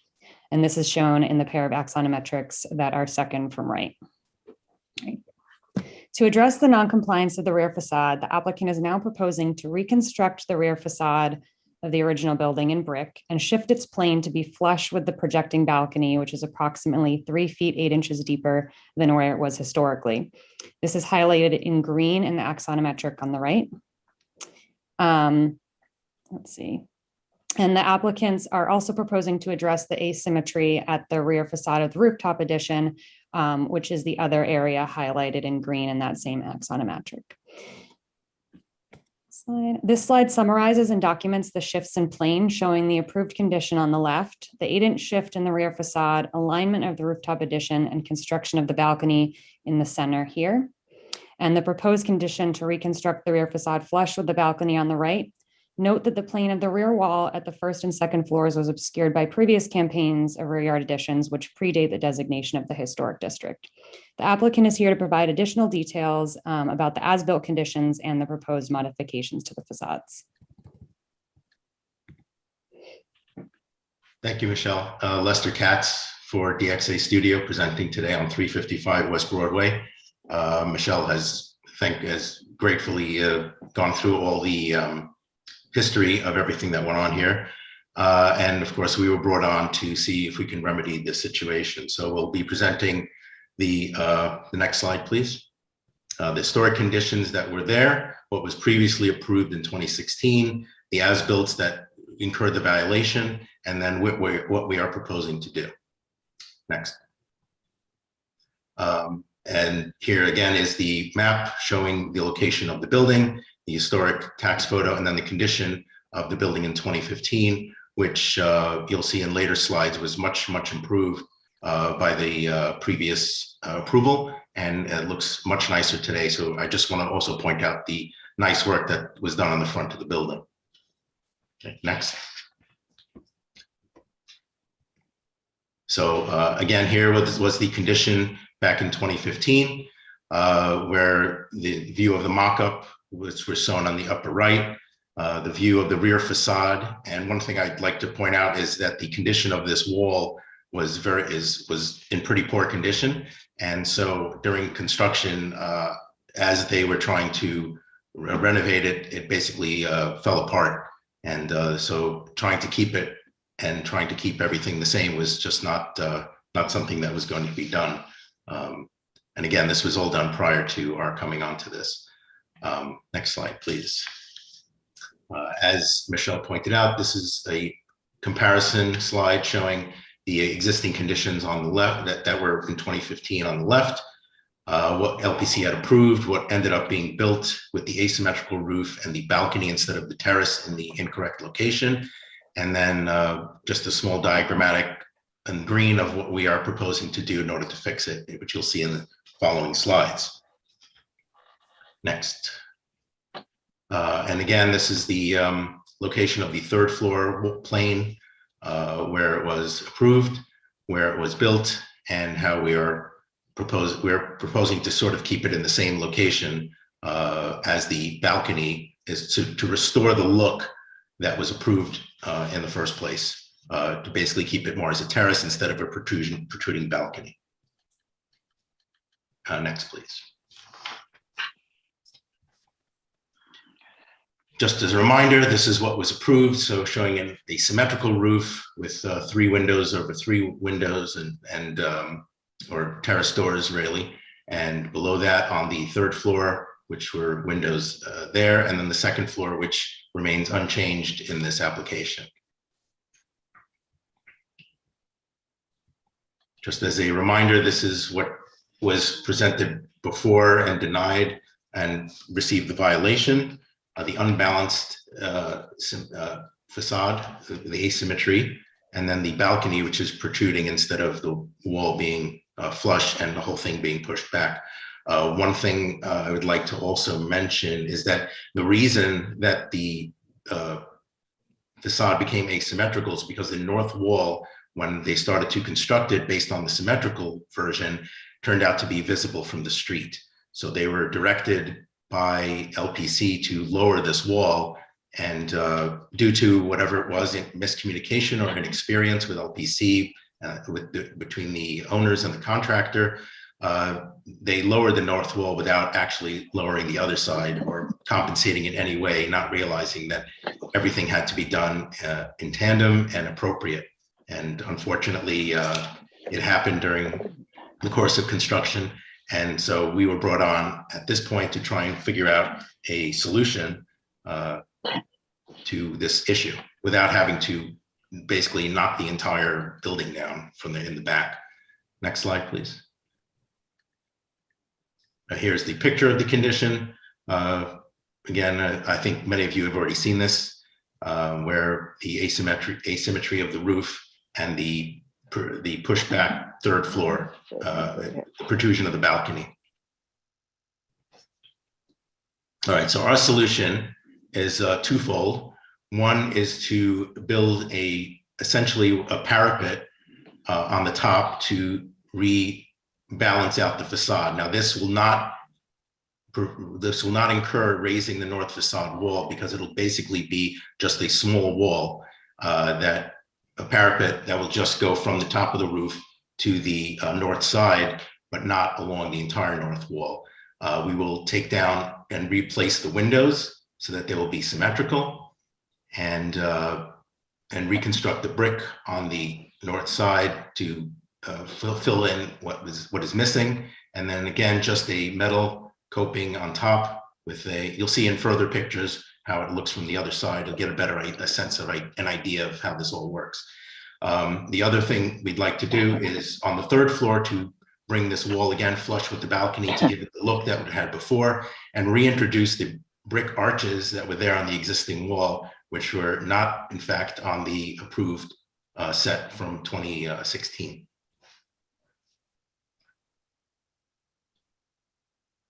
This is a comparison of where the roof is now and where we propose to put it. As you can see, a mock-up has been done on site to show what the idea behind this is, basically just to build a parapet and then come up with these windows. So we have visibility studies, visibility pictures from the street to show that this is barely visible at all, if at all. These are construction details showing how everything is going to be built. We've confirmed with the contractors that this is a buildable solution and appropriate for what needs to be done, and also without costing the owner an arm and a leg to basically take down the entire back half of the building. These are construction details that we included to make sure that the contractor understood what was being done. Again, as you can see, it's just we're rebuilding the 3rd floor flush where it was, bringing it forward to be in line with the current balcony to turn it back into a terrace, and then the top parapet on the top to again bring the symmetry into the facade. This 3D rendering shows, I think, gives an excellent illustration of how we propose this solution. From the backside on the right picture, You can see how the parapet would look with just some metal panel in the back without having to raise the wall. We are now reintroducing the symmetry into the facade. There will be some visibility from the rear in terms of the sheetrock that is on the inside, which would show up behind these windows. But we feel it's a small concession to make, and that it overall that the look still encompasses the original intent of the approved application. Here are pictures from the street, and you can see in the top left on slide picture A that the mock-up that is there is very, very tiny, and you can't really see it. And it's also, as well as in across the street on the letter C picture, there's again, tiny piece of the back wall would be visible. And this is standing on top of the raised sidewalk across the street, which is actually 8 inches above the sidewalk. So this is not even something you'd normally see. If you were just walking on the sidewalk, you'd have to stand on the platform that's across the street. And on the top right side, you can see how the building has been nicely restored in the front on the front facade, with the reintroduction of the coping on top and the redoing of the storefront. And the next slide, I believe, just shows further pictures that show no visibility because of the surrounding buildings that are blocking anything with the rear facade.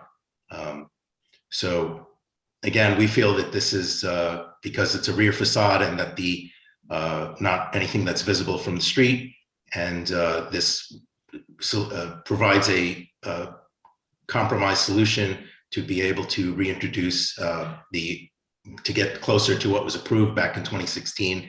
And we feel that this solution is appropriate. Okay, thank you. Commissioners, do we have any questions? Okay, I don't see any questions, so why don't we see if we have public testimony? If you're in the meeting and would like to speak on this item, please raise your virtual hand so we can identify you, and I'll turn it over to Lisa to take us through that testimony. Okay, and we didn't have anybody sign up on this item, and I don't see any hands raised. Okay, all right, great. And I'll just note for the record that we received a resolution from Manhattan Community Board 2 recommending approval of this current application. Okay, if there are no final questions, commissioners, I'm going to start to unmute us so that we can begin our discussion. So looking at my requests, and Commissioner Chapin, would you make a motion to close the hearing? So moved. Thank you. And Commissioner Bland, would you second that motion? Okay. Thank you. All in favor, say aye. Aye. Aye. Any opposed? Aye.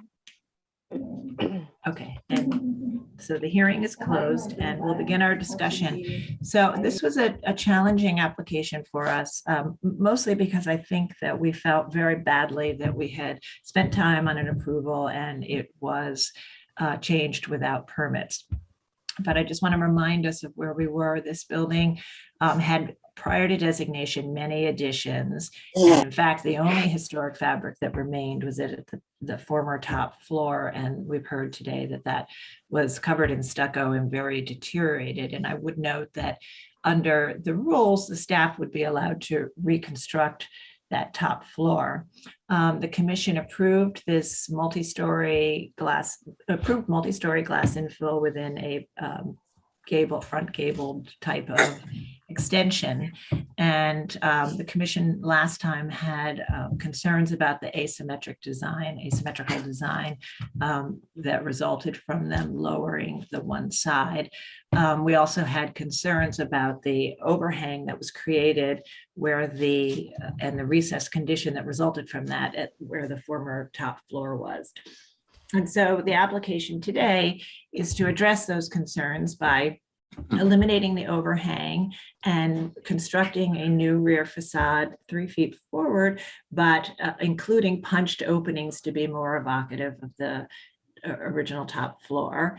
And they're proposing to address the asymmetrical condition on the approved vertical rear extension by changing the angle of the parapet at the back and replacing all of the metal and glass system to have a symmetrical configuration. So I think those are really the two areas of non-compliance, and there's a proposal to address both of those areas. And as frustrating as it is, I think we have to think about how different this is from what we actually approved. And I think really the main difference is that location of the lower wall, which is now designed to have a tripartite or a 3-bay fenestration pattern. Excuse me. And I think otherwise this block is very built out, and the reason that we approved this large extension in the first place was because of the lack of historic fabric at the back and the lack of visibility from the street, but also the very built up nature of this block. So I think, that's what we need to think about today, and we'll begin our discussion. Commissioner Letfi, would you like to start this one? Sure. I mean, I think they've done actually a very good job. I mean, it was as you said, it was a very unfortunate situation. And now what we have is a symmetrical rooftop and facade, and whatever visibility there is very minimal. And I think it looks great, actually. Yeah, and I think the top floor also recalls the top floor that was removed. Yeah. Okay, Commissioner Jefferson? I agree with my fellow commissioner. Yeah, it looks much better now, and it's symmetrical and it's handsome.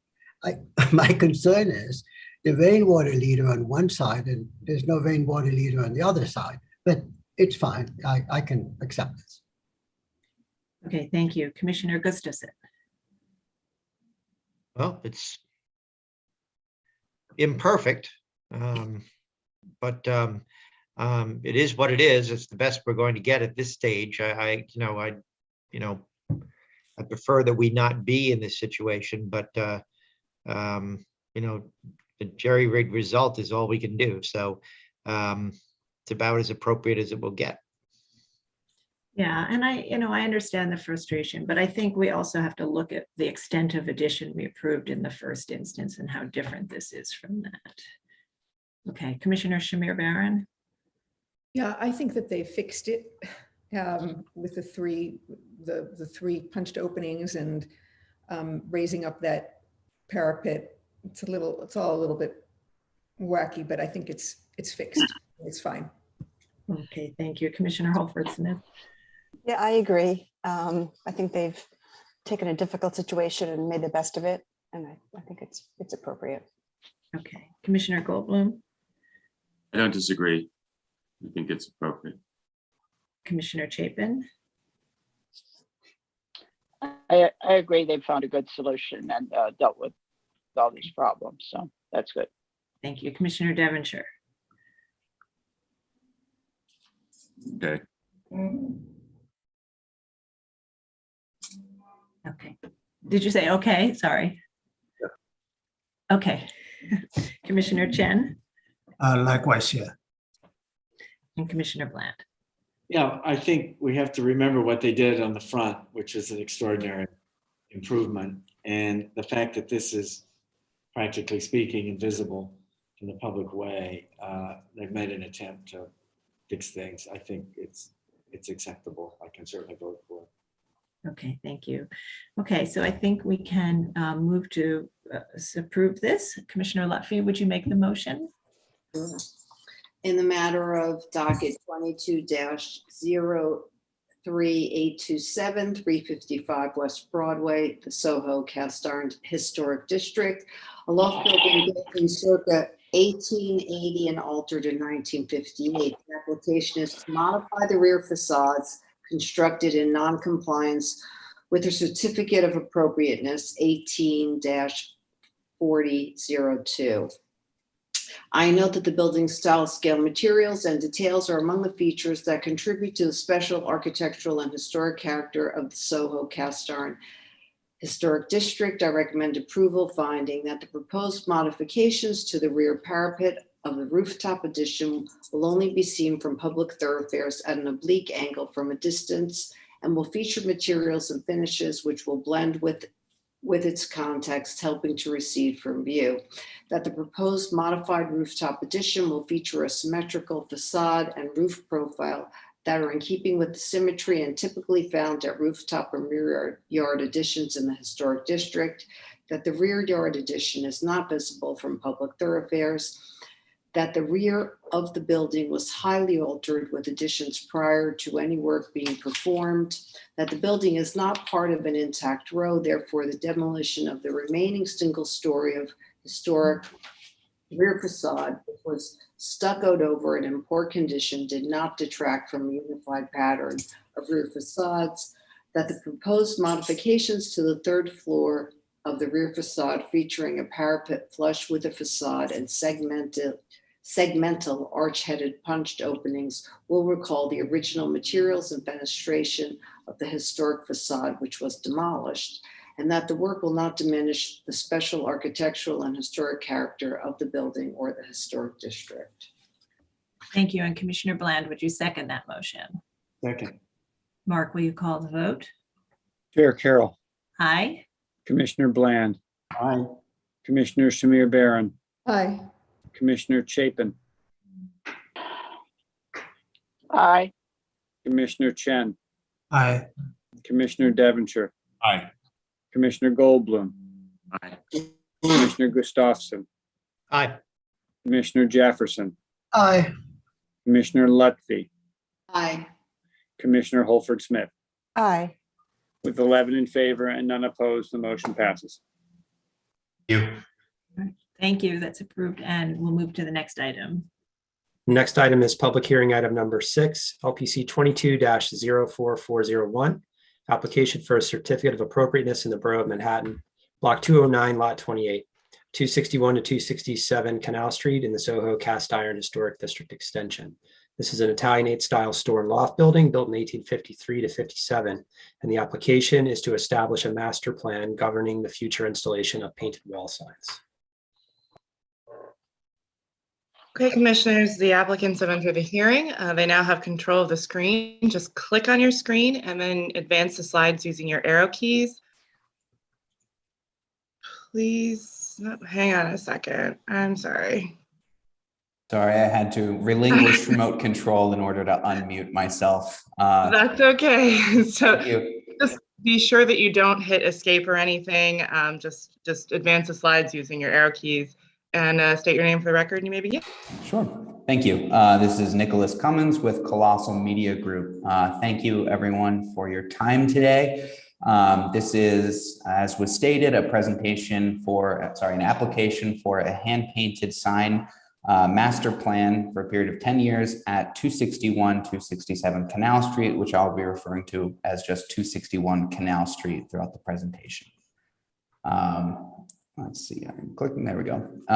So this is the facade in question. It's the secondary facade of 261 Canal, southeast facing. 261 Canal is located in an M1 5B zone for the time being, which per DOB regulations allows up to 750 square feet of signage. The application is for a 740 square foot sign. This is the current condition of the secondary facade that's being proposed. The dimensions proposed are 37 feet high by 20 feet wide. It occupies 13.5% of the visible facade. We've clarified that a little bit more than usual in this presentation due to the relative large-looking nature of the red sign space. But as measured from a space across the street and seen in the bottom photo here, the visible facade is about 5,477 square feet, and the 740 square foot sign is about 13.5% of that. The proposed sign is set back a standard 3 feet from the primary facade. It is set back 8 feet and 4 inches from the roof line, and being on the secondary facade doesn't obscure any architectural features or any windows. We are facing southeast toward the district boundary of the Soho Cast Iron District extension. And as usual, this is a comprehensive master plan to assist in staff level copy change approvals. This is an extra elevation included to clarify the visibility of the visible facade. You can see the area of visibility and the area of not visibility identified with the appropriate measurements showing the size of the facade that you can see from the street. This is a 1940 photo showing the facade and some neighboring buildings. Of course, plenty of hand-painted advertising as was prevalent in the district over the years, and a 1980s tax photo for good measure. I will be somewhat brief in my remarks just for the sake of time. You're familiar with some of these slides from our past applications, but of course we are a historic hand paint company who uses traditional methods, and hand paint outdoor advertising as seen in these photos is historic and well, could be found everywhere throughout the district that we're proposing the sign in. These are the current commission approved master plans in this district and the extension. These are the photos, and then this is the map. So you can see at the bottom, 261 Canal Street is in the sort of bottom edge corner of the district facing towards its boundary. Down Canal Street. Some of this is duplicative information. I'll just include that there is a standard 3-inch black or white border within the approved square footage. There is a vendor plaque underneath the sign space, which is 20 inches by 36 inches, which is standard and consistent with prior approvals. The sign is less than 20% of the visible facade, and the term is for 10 years. And as usual, I also included some photos of the surrounding area, including some signs in the surrounding area. Commission approved sign at 275 Canal Street, 2 commission approved signs at 305 Canal Street and 6 Green Street, as well as another commission approved sign at 405 Broadway within the surrounding blocks. I also included this shot up Canal, since this is near the intersection, I'm sorry, up Lafayette, near the intersection of Canal and Lafayette, although I will note that this is all outside of the district. These are some examples of signs that have been posted in master plans consistent with what we are proposing today. And that concludes my presentation. Thank you very much. Commissioners, do we have any questions? Okay, I don't see any questions, so we'll move right to testimony. If you're in the meeting and would like to speak on the item, please raise your hand, virtual hand, so we can identify you, and I'll turn it over to Lisa. Okay, we didn't have anybody sign up, but I do see one hand raised. Shandell Glasgow.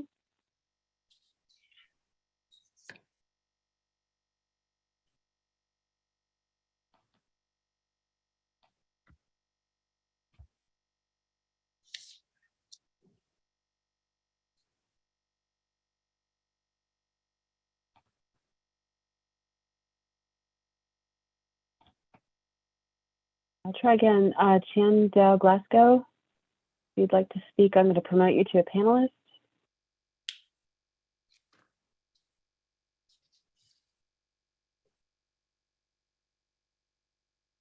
Okay, you've declined to be promoted. I can let you speak to see if you would actually like to testify. Hi, did you want to testify on this item, 261 to 267 Canal Street?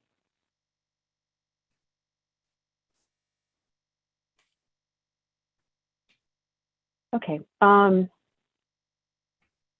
think that might be an accidental hand raise, so I'm going to lower the hand, and I don't see any other hands raised.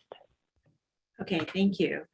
All right, and I'll just also, I want to note for the record that we received a resolution from Manhattan Community Board 2 recommending approval of the application. And I also want to just note for the record that Commissioner Chen is recused on this item and has not been present for the presentation. and won't be present for our discussion. Okay, so I think if there are commissioners, we'll go ahead and start our discussion. So just look for my request to unmute you. And Commissioner Gustafson, would you make a motion to close the hearing? So moved. Thank you. And Commissioner Bland, would you second that motion? Second. All in favor, say aye. Aye. Aye. Any opposed? Thank you. Any opposed? Okay, so we're going to begin our discussion, and this is an application for a building that faces Canal Street in the Soho Historic District Extension. And as we know, we have a sort of a standard policy or practice for painted wall signs where we've established criteria, and this sign would meet all of those criteria. And it faces south, looking down Canal Street. Or sorry, I think it faces east, looking down Canal Street. Okay, so we'll begin our discussion. Commissioner Jefferson, would you start this one? Oh, sure. I wrote here, approve. I approve of the painted sign, and design seems to meet the condition for approval. Thank you. Commissioner Gustafson? Yeah, I agree, and just note for the record, since this is the day for it, that we're not commenting on the content. Yes, that's right. Thank you. Okay, Commissioner Shamir Baron. Yes, I agree. This is approvable. Commissioner Holford Smith. I agree. It's appropriate. Okay, and Commissioner Chapin. I'm fine with that. I think it's appropriate. Commissioner Goldblum. Great. Okay, and again, in the interest of time, is there anyone who disagrees? Okay, and then I think we have at least 6, and if it looks like we have a consensus, so we'll go ahead and I think make that motion. Commissioner Jefferson, would you make that motion? Sure. In the matter of LPC-22-04401, 261-267 Canal Street, Soho Cast Iron Historic District Extension.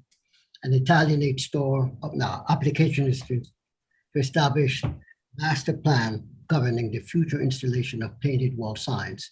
I note that the building style, scale, material, and details are among the features that contribute to the special architectural and historical character of this Soho Cast Iron Historic District.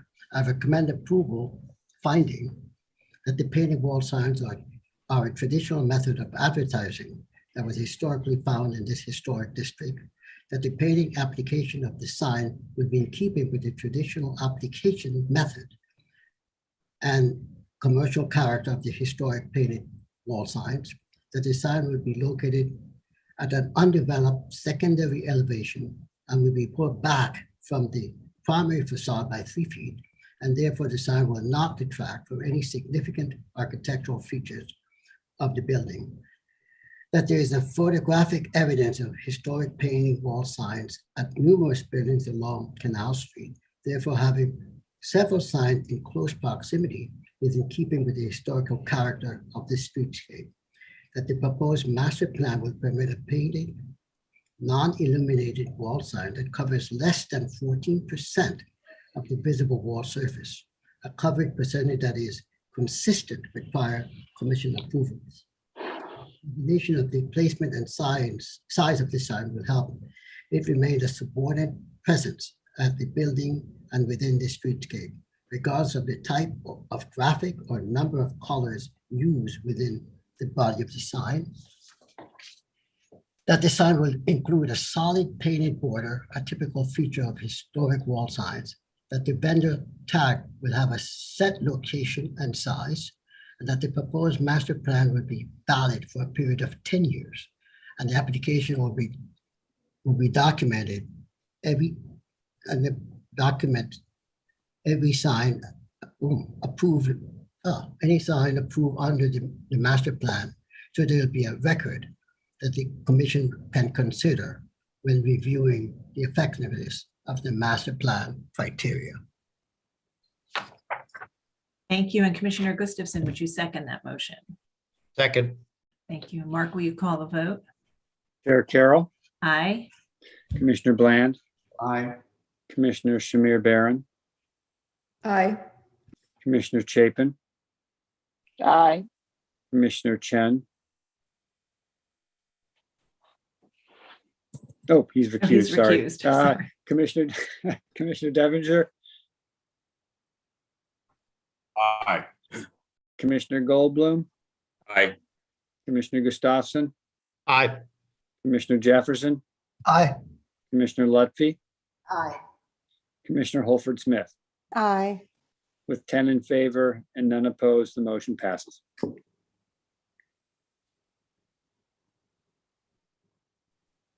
Okay, we'll go ahead and move to the next item. This is item 7, LPC 22-03204, application for a certificate of appropriateness in the Borough of Manhattan, Block 644, Lot 43, 22 Little West 12th Street in the Gansevoort Market Historic District. A neo-Georgian style stables building designed by John M. Baker and built in 1908-09. The application is to renew a master plan governing the future installation of painted wall signs. Okay, Commissioners, the applicants have entered the hearing. You now have control of the presentation. Just click on your screen, and then you can advance the slides using your arrow keys. Please state your name for the record, and you may begin. My name is James Lagozo from C3 Architecture. I'm here representing 22 Little West 12th Street for the West Wall Master Plan renewal, as this was a previously approved master plan in 2012 and has yet since expired. Right now, as you can see, we're looking to renew the location on the west wall facade, which can be seen right here. The west wall signage is going to be painted as previously approved. The sign will be associated with the tenants of the building only. The sign will not cover more than 50% of the actual sign area. Text will. The sign will be pulled back as per previously approved, the 5 feet from the primary facade. The sign will also not cover more than 10.9% of the visible western surface, which is 3,768 square feet, which would allow us for a maximum sign of 410 square feet, which our proposed sign is going to be 405 square feet. Here's the historic map of the Gansevoort Market Historic District. These are historic photos from the 40s, 20s of the west of the east side. Right here is the east facade, and here is the west facade of the building of 22 Little West 12th, showing the previously painted signage. These are photos of the adjacent buildings in the area in the Gansevoort Market District that show the painted sign. This is the copy of the previously approved master plan, which was in 2012.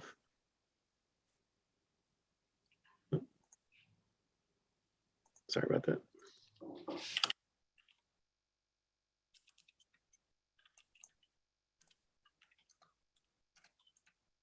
Okay, so here is the west facade showing the location of the proposed sign, which is also, like I said, a renewal of the previously approved master. With the hold off of 5 feet, and the sign is going to be 16 by 4 by 24'9". Thank you for your consideration and renewal of this master plan.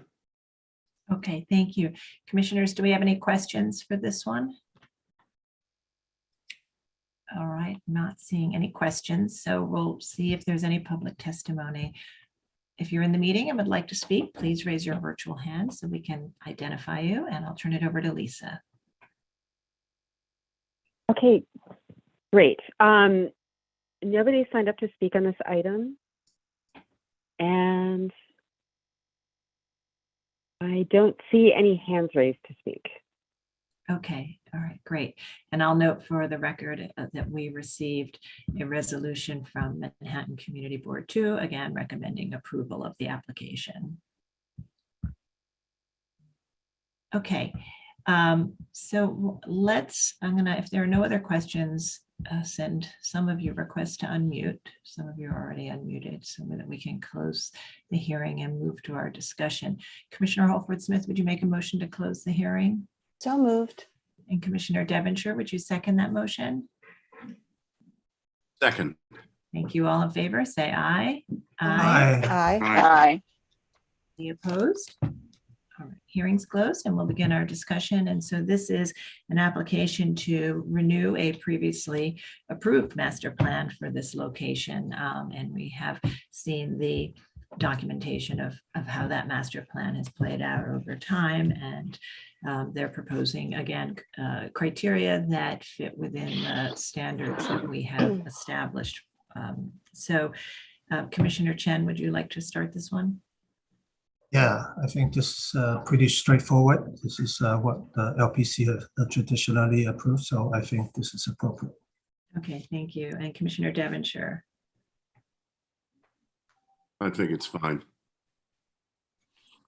And Commissioner Goldblum. Agreed. Commissioner Chapin. Yes, I can approve this. Okay, and Commissioner Holford Smith. That's fine. And Commissioner Shamir Baron. Appropriate. Okay, and again, we're at 6 now. So if there's anyone who actually disagrees, if you want to just make that comment, but otherwise I think we'll head toward a motion. Okay, Commissioner Chen, would you go ahead and read the motion? Sure.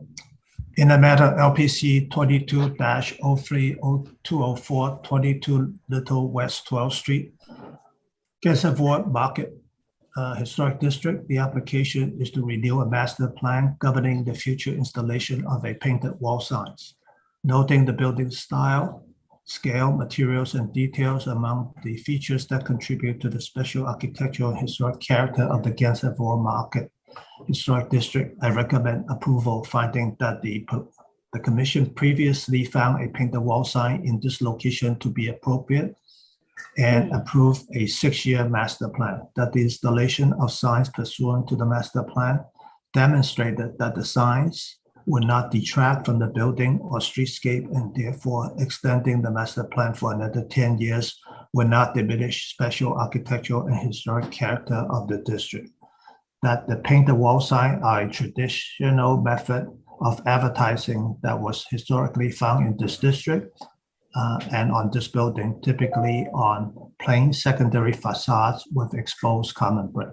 That the proposed master plan will prescribe the placement of the wall sign on the western secondary facade, pulled back 5 feet from the edge of the primary facade, with a border around the sign without obscuring or causing damage to any significant architectural features of the building, and is in keeping with the location of painted signs traditionally found on secondary facades on commercial buildings within this historic district. That the proposed master plan will permit a painted non-illuminated wall sign that covers no more than 20% of the visible western wall surface at 22 Little West 12th Street, and with all the signage to be associated with a tenant of the building. That the painted wall signs at the western facade will not be seen together with the painted wall sign at the secondary east facade, and therefore will not overwhelm the building with signage. That the combination of the placement and size of the sign will help it remain a subordinate presence at the building and within the streetscape, regardless of the type of graphics or numbers or number of colors used within the body of the sign.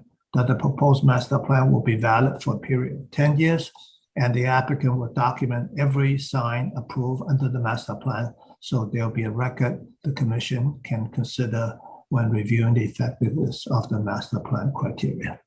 Okay, thank you. And Commissioner Devonshire, would you second that motion? Second. Thank you. And Mark, will you call the vote? Chair Carroll, Aye. Commissioner Bland, Aye. Commissioner Shamir Baron, Aye. Commissioner Chapin, Aye. Commissioner Chen, Aye. Commissioner Devonshire. I didn't hear you, Commissioner. Aye. Thank you. Commissioner Goldblum, Aye. Commissioner Gustafson, Aye. Commissioner Jefferson, Aye. Commissioner Lutfi,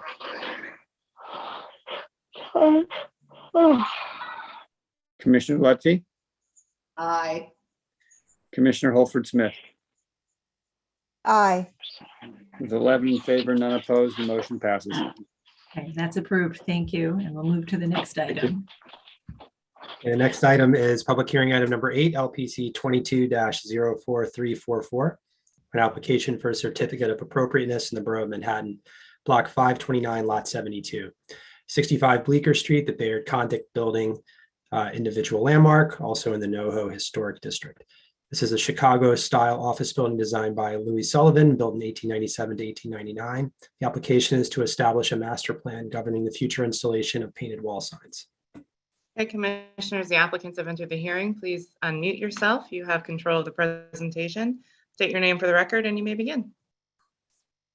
Hello again. Thank you, everyone. Again, this is Nicholas Cummins with Colossal Media Group. So as stated, this is an application for a master plan governing painted advertising wall signage on the secondary facade of 65 Bleecker Street, also known as the Bayard Condict Building. The building, as stated, is in the NoHo Historic District and is an individual landmark. I was also asked by staff to affirm that this is, at least from Colossal Media, the first painted sign application on an individual landmark. So diving into the details of the presentation, the building is zoned M15B within the NoHo Historic District. The current condition of the facade is as shown. The sort of exquisitely beautiful and historic primary facade on this side, and then the sort of unimproved blank concrete area is the secondary facade where we're proposing the sign. Given that this is an individual landmark, we made significant edits and changes to our initial application as recommended by staff, in order to make sure that the effect on the sight lines of people looking at this building are not overwhelmed by signage and are in fact consistent with the sort of historic amount of advertising within those sight lines. So to get into the details, our original application was for a 3-foot setback. We increased that to a 7-foot 3-inch setback. The 7-foot 3-inch setback is to align the sign, the left justified edge of the sign, with the left justified edge of the small windows that were installed more recently, I believe in the last 2 years, though I don't know the exact date. And so they align with those more recent addition to the building. I will also once again reaffirm that this is the unimproved secondary facade, which features blank concrete, sort of mismatching concrete in some places, and the presence of quite a bit of graffiti. So as part of this presentation, we have also included graffiti remediation to be managed by Colossal via staff level approvals, which obviously need to use historically appropriate power washing techniques and things like that, which we are committed to doing.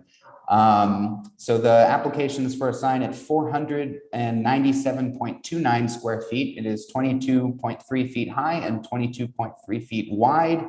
It is about 3.4% of the visible facade, which, as you can see, is a very large facade.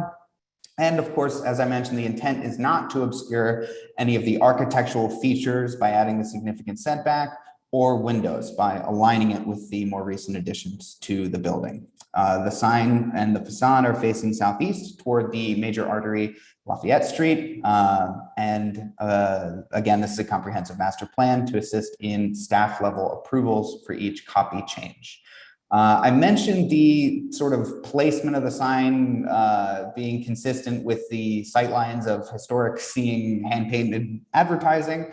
That is in reference to this 1929 photo. You can see the section of the facade where the sign we are proposing is on was previously covered by these neighboring buildings, which did feature hand-painted outdoor advertising. And when those buildings came down and were replaced by a one-story building, which currently remains, there is rooftop advertising sign on those buildings. You can see the architectural elevation showing the setback. I also did want to note one detail. We are proposing that our vendor plaque be right justified rather than justified toward the street, which is different from our typical applications, given the sensitivity around making sure that that primary facade is visible and unobstructed. Some of this is duplicative from the previous presentation, but I will note the historic examples are different because this is a different district. You can see there are numerous examples of hand-painted signage throughout a number of locations, buildings, and dates within NoHo. And we have those mapped here as well. There is one existing commission approved master plan, although I believe 1 week ago there was another 363 Lafayette Street. So that 439 Lafayette Street was the other commission approved master plan, not counting the most recent one that was approved on the 7th. That is the outlines of the district. And so yeah, the sign area is less than 20% of the facade. It does include the standard border, standard plaque, although it is set back to the opposite side rather than the street. There is the added graffiti remediation plan to make sure the facade is looking good and free of graffiti. And aside from those points, it is consistent with prior approved master plans. This is just these are some photos of the surrounding area, though I will note that they're outside of the district boundaries, and some examples of approved and painted signs under the proposed plan. And so that concludes my presentation. Great, thank you. Commissioners, any questions? Okay, I don't see any questions. Oh, wait, yes, Commissioner Devonshire, please go ahead. Yeah, Sarah, there was mention of graffiti removal. Is that being handled at staff level? The actual, yeah, the proposal for the graffiti removal would be reviewed and approved at staff level pursuant to our preservation practices and methodologies.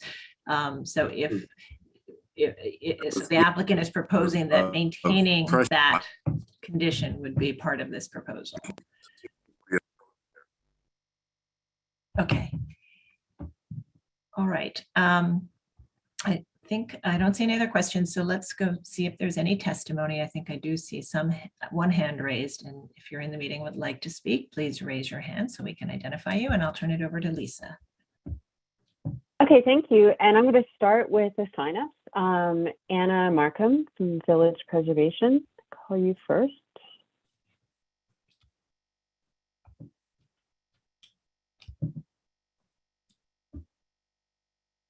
Hey, Anna, looks like you're in.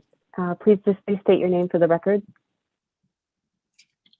Good afternoon, commissioners, and thank you for the opportunity to testify. My name is Anna Markham, and I am the Director of Research and Preservation for Village Preservation. I am speaking on behalf of the organization today. As New York City's sole Louis Sullivan building, the Bayard-Condit building is a truly unique and extraordinary landmark. The Bayard-Condit building is unusual for a Louis Sullivan building in that there is only one designed elevation. The other three elevations of this building are on lot lines and were never intended to be visible to the passerby. The undesigned side facade only became visible once neighboring historic buildings were demolished. We do not have an objection to painted wall signs in the NoHo Historic District. However, in this very unique instance, on the side of this very special individual landmark, we are not sure if it is appropriate to have a sign here that could detract from the primary facade.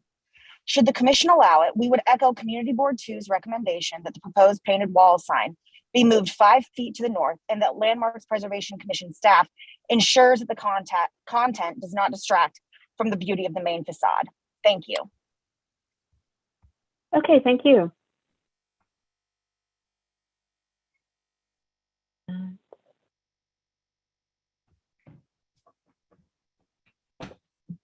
Okay, so next, hand raised Christabel Goff. And Christabel, I'm going to bring you in.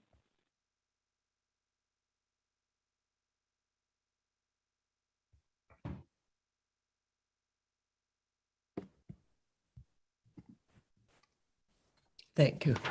Christabel Goff for the Society for the Architecture of the City.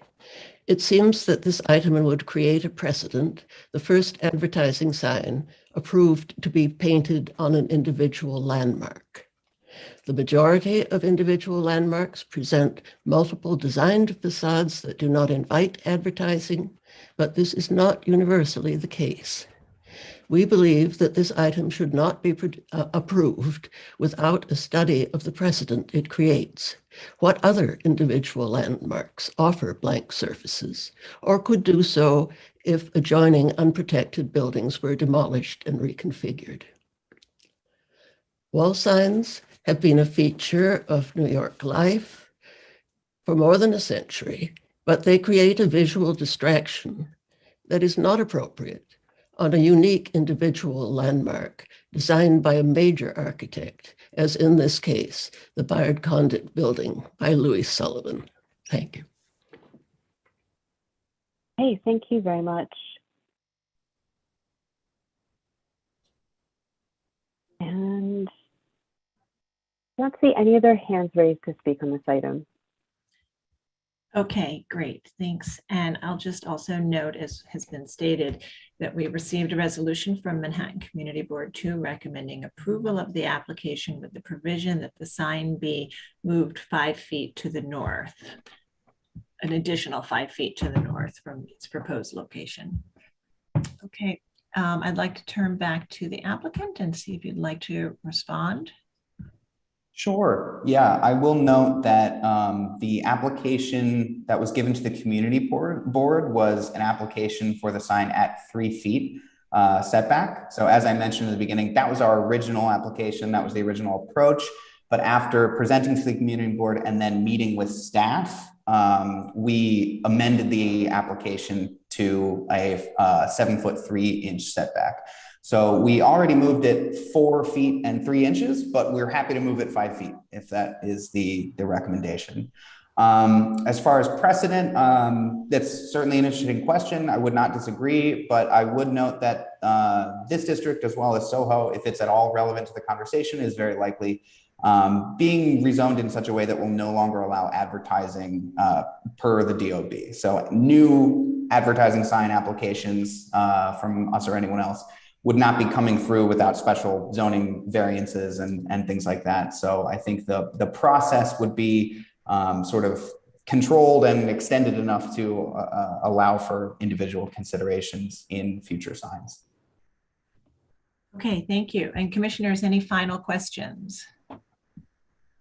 Okay, so just look for my request to unmute. Oh, Commissioner Jefferson, do you have a question? Please go ahead. The square is such a powerful geometric form. It's very close to the windows. Could it be lowered some? Because it you know, the space is that yeah. I think there's room to move it lower, and that would not be a problem. Thank you. That'd be just so tight there. Okay, thank you. Okay, so there's some flexibility on, you know, setting it back from the facade as well as a little bit for lowering it. Okay.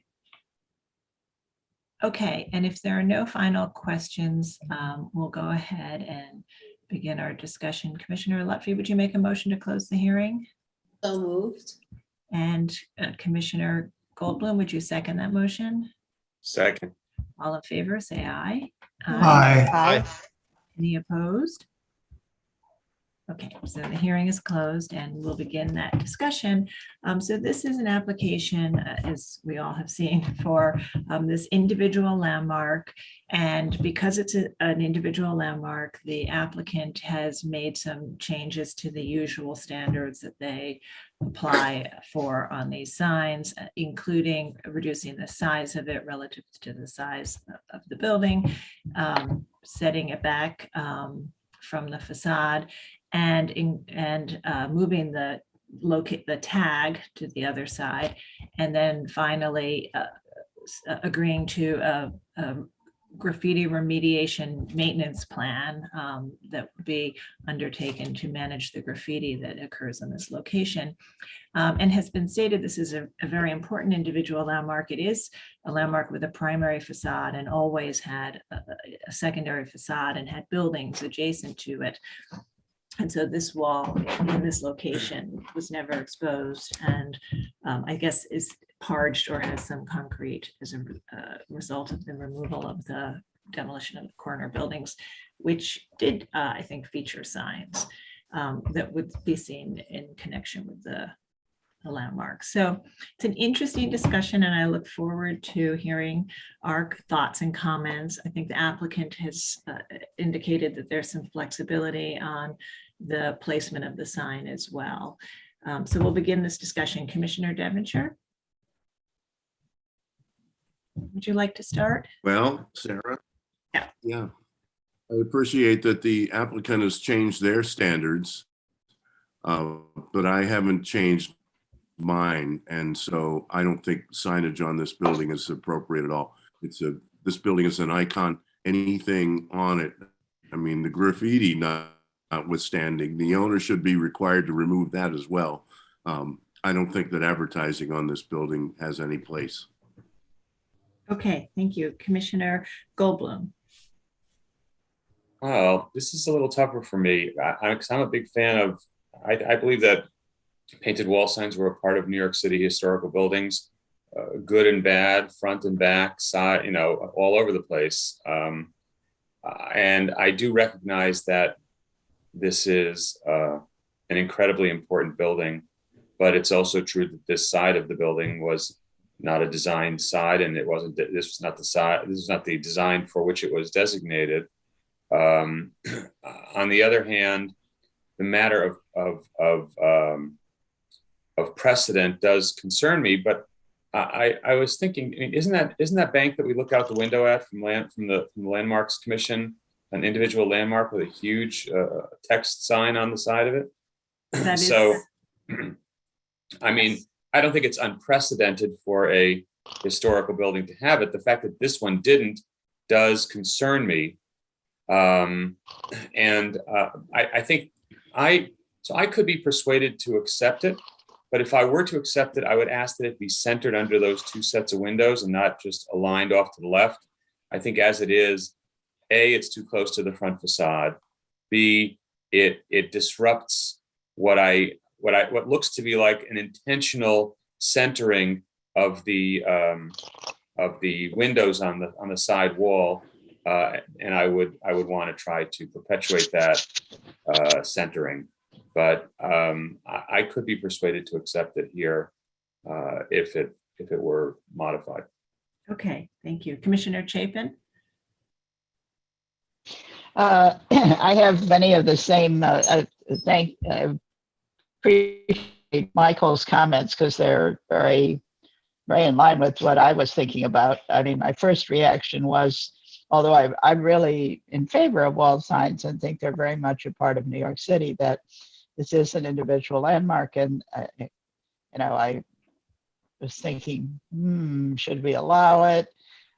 Then I'm thinking, and the issue of advertising, well, we permit all sorts of advertising on storefronts. This is different, but we do permit advertising. It's not that we don't, it's the quality of it and how much attention it draws to itself.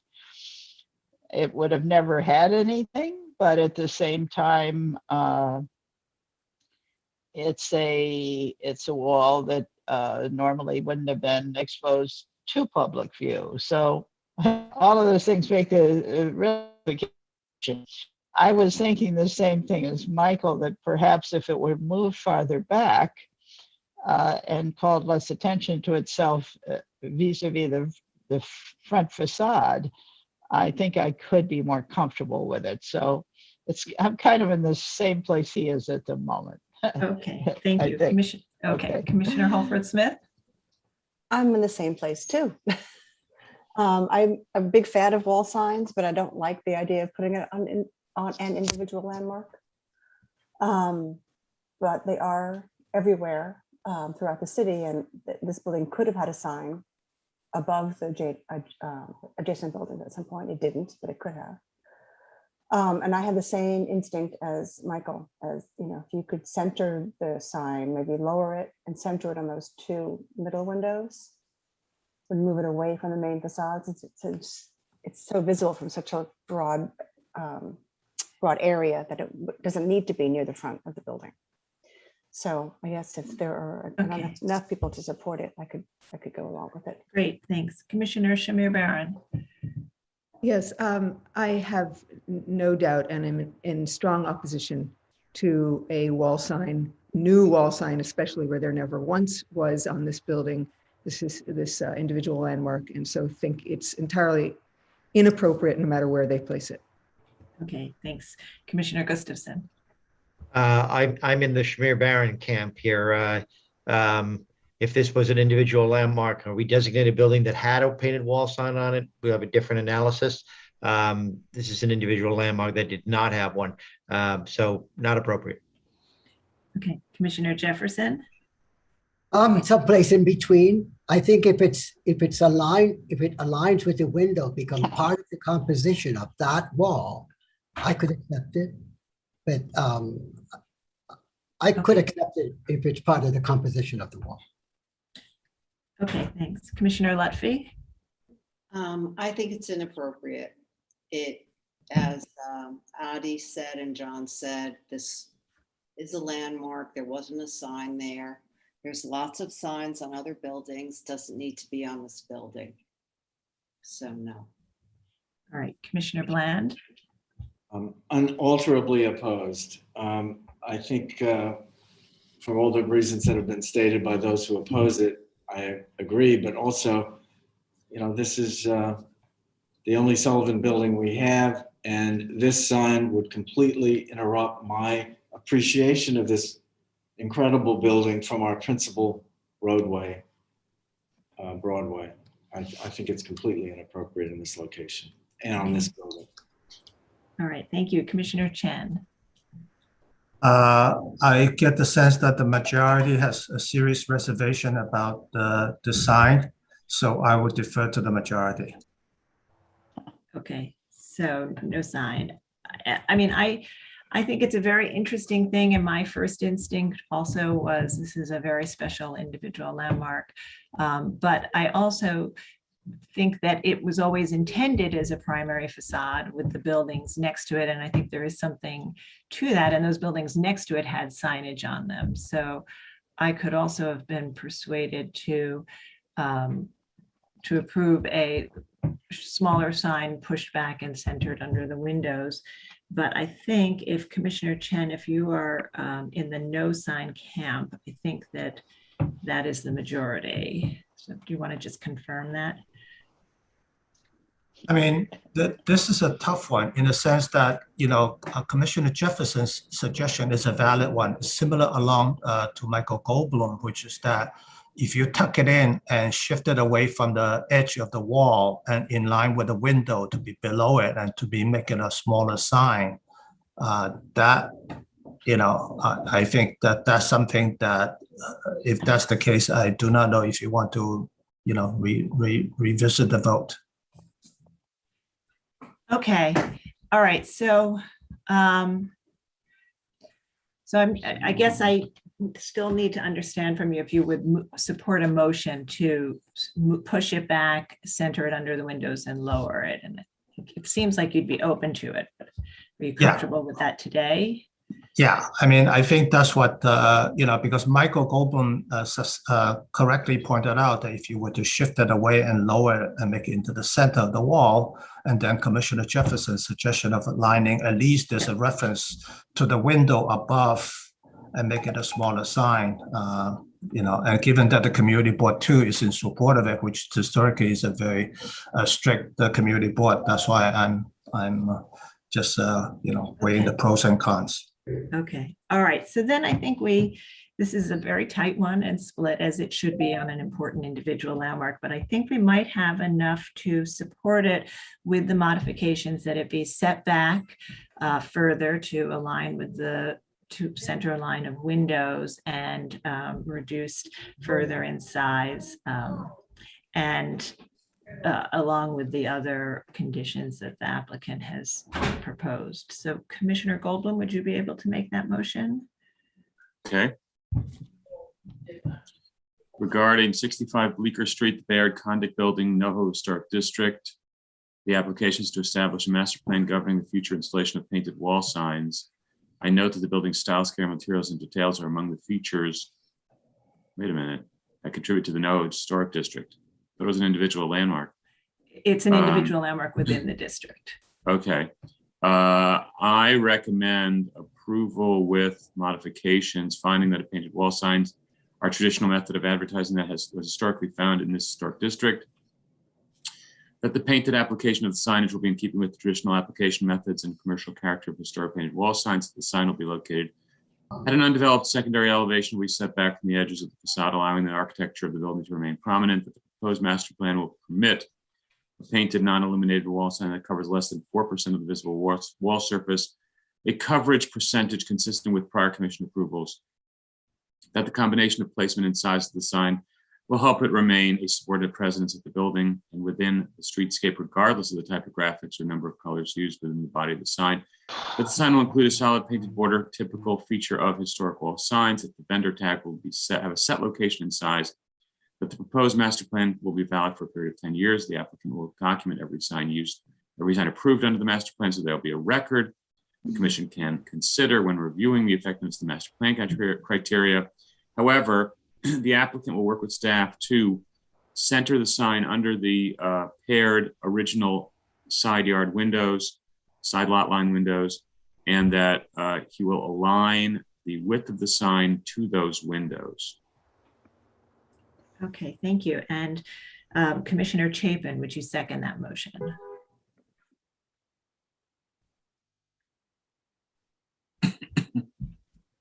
Commissioner Chapin? Second. Thank you. And Mark, will you call the vote? Chair Carroll. Aye. Commissioner Bland. Nay. Commissioner Shamir Barron. Nay. Commissioner Chapin. Aye. Commissioner Chen. Aye. Commissioner Devonshire. Absolutely not. Commissioner Goldblum. Aye. Commissioner Gustafson. Nay. Commissioner Jefferson. Aye. Commissioner Lutfi. Nay. Commissioner Holford Smith. Aye. With 6 in favor and 5 opposed, the motion passes. Thank you. That is approved with those modifications. So please continue to work with the staff, and we'll move to the next item. The next item is public hearing item number 9, LPC 21-03686, an application for a certificate of appropriateness and the Borough of Manhattan, Block 591, Lot 26, 3 Sheridan Square in the Greenwich Village Historic District. This is an apartment building designed by Charles C. Platt and built in 1958. And the application is to establish a master plan governing the future replacement of windows. Okay, commissioners, the applicants have entered the hearing. They now have control of the presentation. Just click on your screen. You can advance the slides using your arrow keys. Please state your name for the record and you may begin. Good afternoon. My name is Nora Martins from Ackerman LLP on behalf of the applicant, Sheridan Owners Corp., for the certificate of appropriateness for a master plan for window replacement for the building located at 3 Sheridan Square. I'm joined by John Jonai from Adler Windows, who's available to answer technical questions regarding the windows or provide further detail on the window design should the commissioners have questions.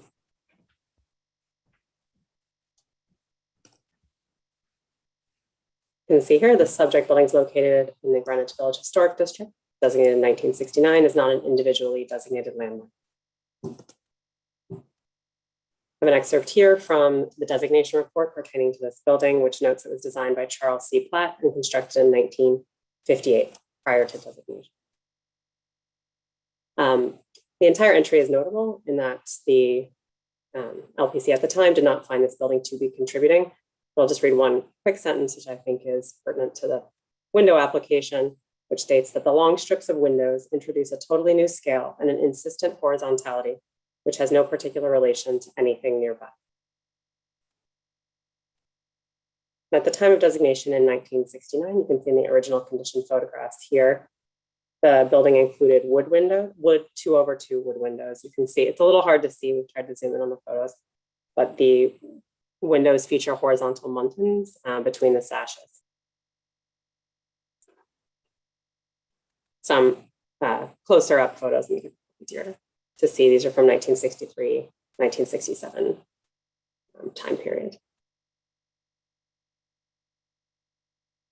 The existing building does not include 2/2 windows. It has 1/1 windows. This current master plan seeks to replace all the existing aluminum 1/1 double hung windows with 1/1 double hung aluminum windows, all in white, matching the existing conditions. The windows that are currently existing in the building actually were approved by Landmarks in 1985 pursuant to a permit for minor work deemed appropriate at the time. So the current application seeks to essentially replace in kind the existing windows.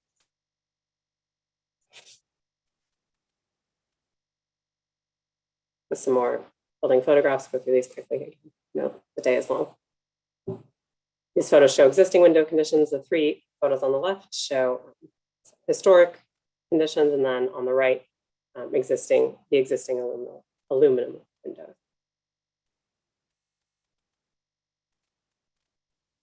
Photos of the various window types. This building has many windows. This is the 1985 permit for minor work that approved the existing windows that are installed at the building. The permit notes the replacement of the original wood white 2/2 windows with white aluminum 1/1 windows. And you can see on the approved drawing, the top drawing shows the historic original conditions, and the bottom drawing shows the approved proposed conditions, which are the current conditions at the site. And discussion with LPC staff was determined that this 1985 permit for minor work did not function as a master plan governing future replacement of the windows, which is why we're here today. 1987 certificate of no effect is included as it does reference the 1985 permit for minor work. Shows that the commission did continue to consider the appropriateness of those 1/1 windows. This shows a mock-up installation. On the left, you have the existing windows, and on the right, you have the proposed windows, which are matching in configuration and in detail.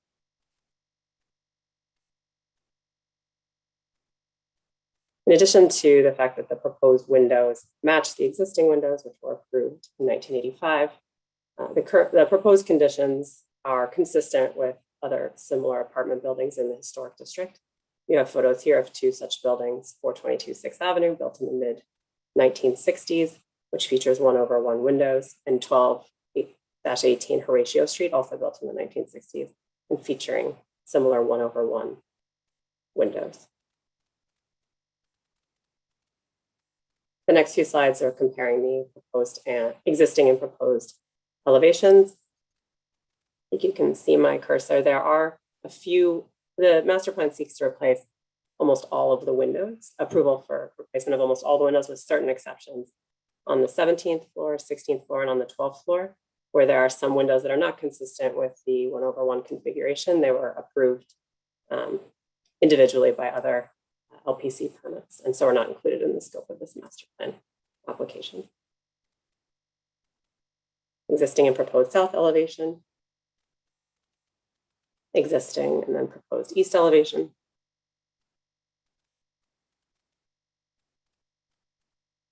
existing and proposed north elevation. These are lot line windows, so those are fireproof windows. And then you have the existing west and south elevation compared to the proposed west and south elevation. I have the details here, which are window details comparing the existing to the proposed. Again, these essentially, the details for the proposed windows essentially match what's existing, with the exception of the corner windows where the aluminum trim was added to add some depth to the corner windows. Just as in order to give it a little bit more of the depth that's seen in the historic windows. that's not in the existing windows, but was a feasible modification to restore some of that historic depth to the windows. And these details are the head details and the sill details comparing the existing and proposed. The jamb details. Again, I'm going through these all very quickly, but happy to return to any of them if there are questions. Mullion details and jamb details. And these are the corner window details. Existing and proposed.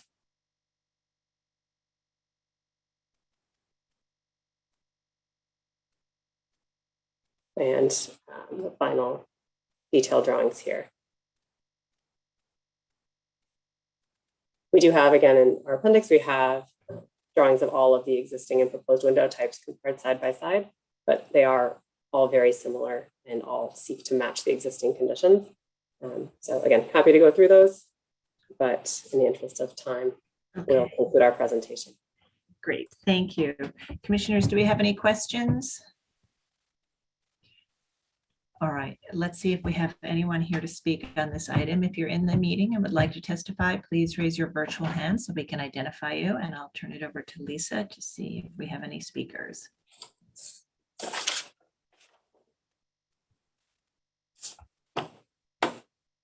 Lisa.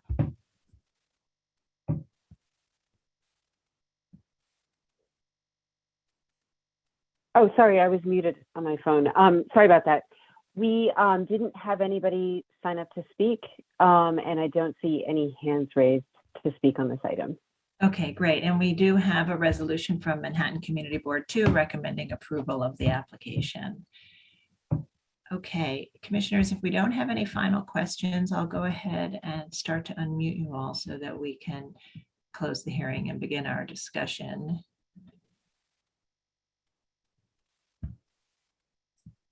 Okay, and Commissioner Chen, would you make a motion to close the hearing? So moved. Thank you. And Commissioner Bland, would you second that motion?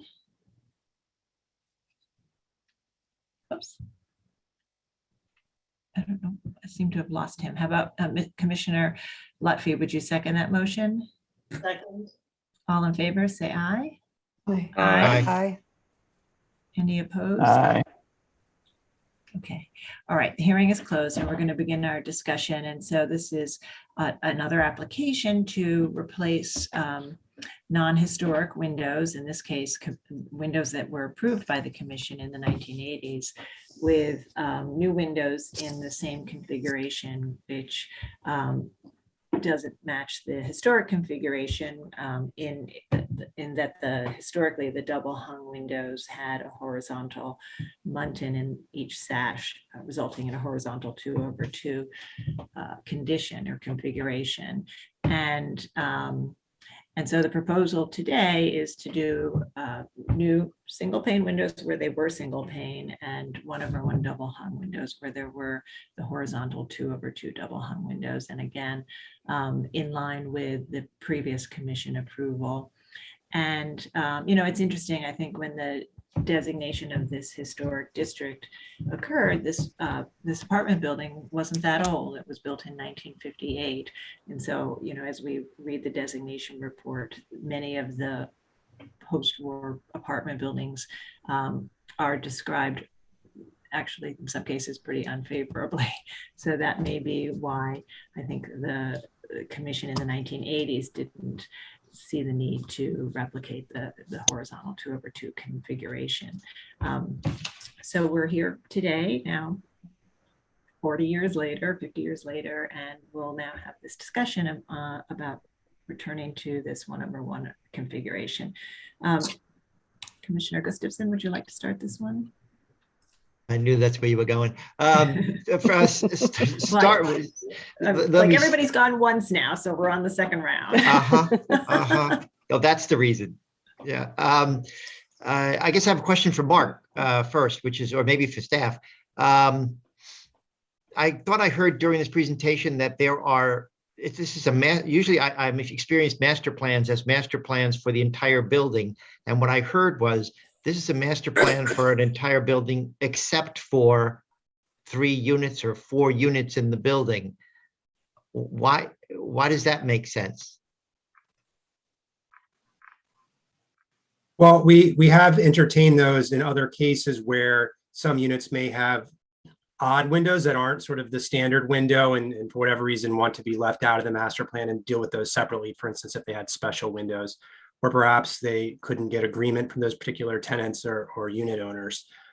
We see it happen more often on the back, where sometimes you only review, an application for work at the front facade, and the back can still do what it likes per the staff level rules or through the hearing process. So if the staff is here to shine any more light on it, they're welcome to, but that's the general answer.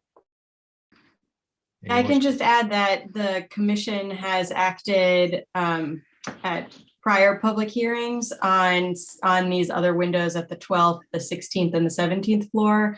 And some of these areas are actually at setback terraces, so aren't as prominent or visible, or they were at like porches that had been screened in and were since enclosed with window configurations. So that, and also doors out onto these terraces are excluded from the master plan as well. So the majority of the windows that are on the main facades and not at setback terraces are included in the master plan. There's only a few exclusions due to prior commission approvals. Yeah, I guess I understand the doors and special windows, but it seems like the goal of the master plan is always supposed to be that ultimately down the road someday all these windows that are in the same configuration on the facade will be the same, and so it seemed odd to me that we would some portion of those windows might not. In any event, let's move on. I think I'm going to come out in a place where it's going to surprise people on this one.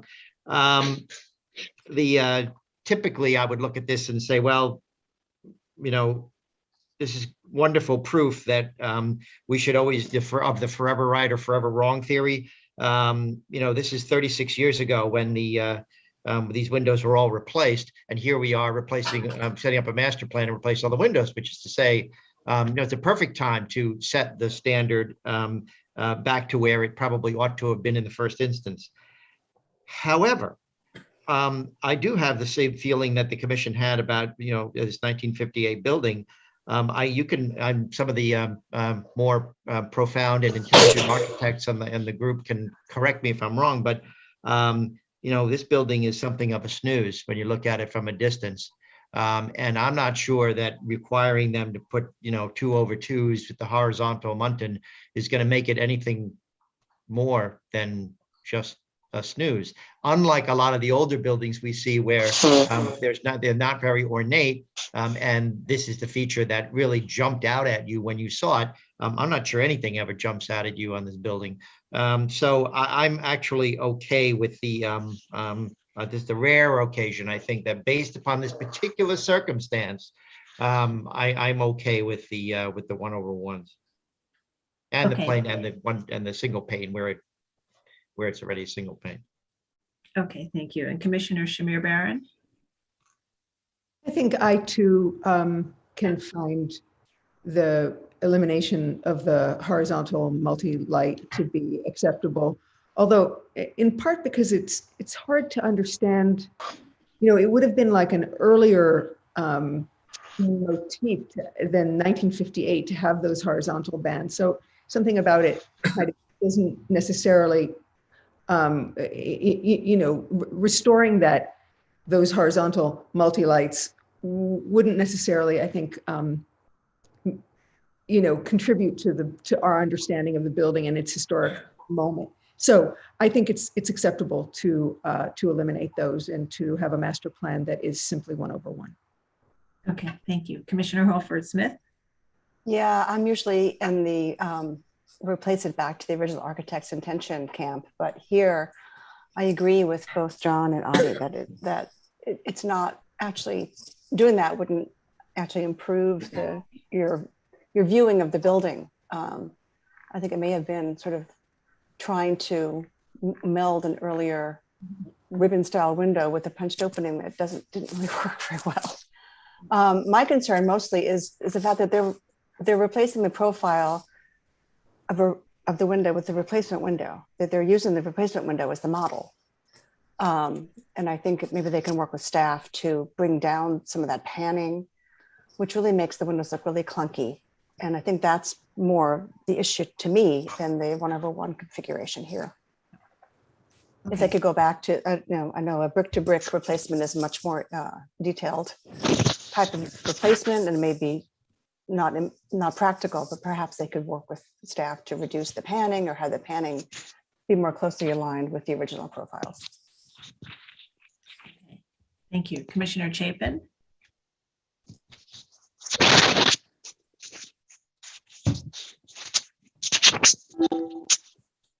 Diana, are you with us?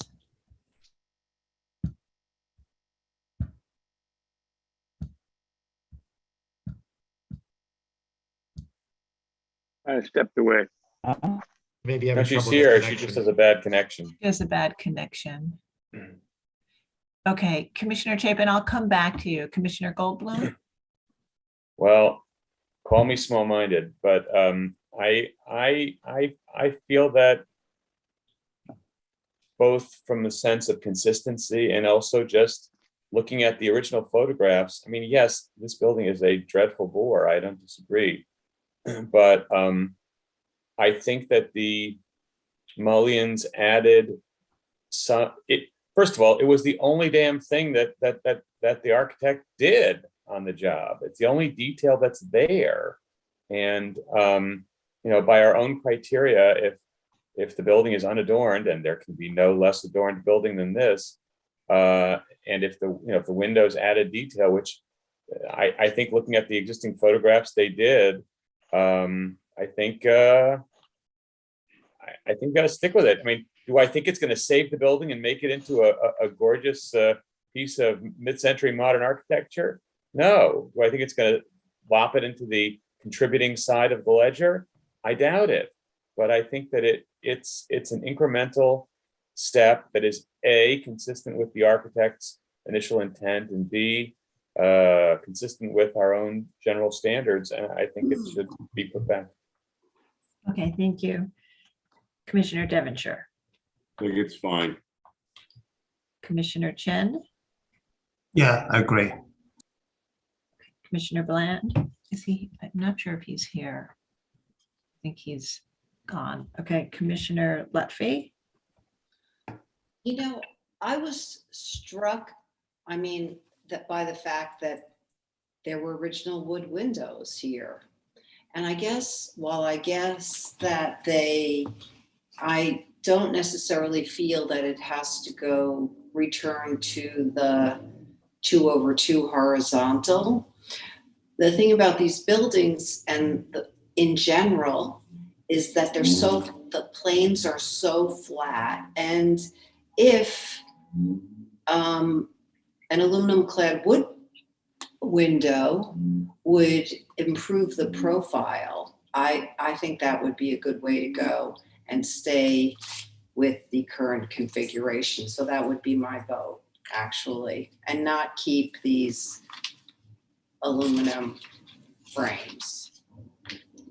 Okay, and I think they are so plain, and this building is plain. I just would point out that if they were doing the 2/2, we would approve under our rules an aluminum window. So that's just something to keep in mind. I think it's really the configuration that's before us, but we can certainly look at the detailing and the profiling and the profiles. Commissioner Jefferson? I'm okay with this proposal. Okay.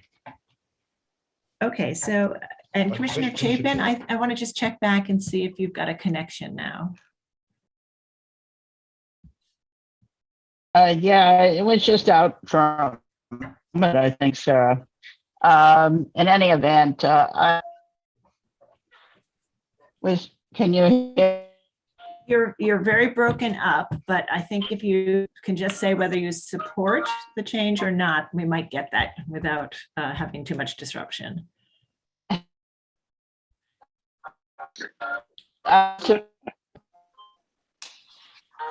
Yay. Okay.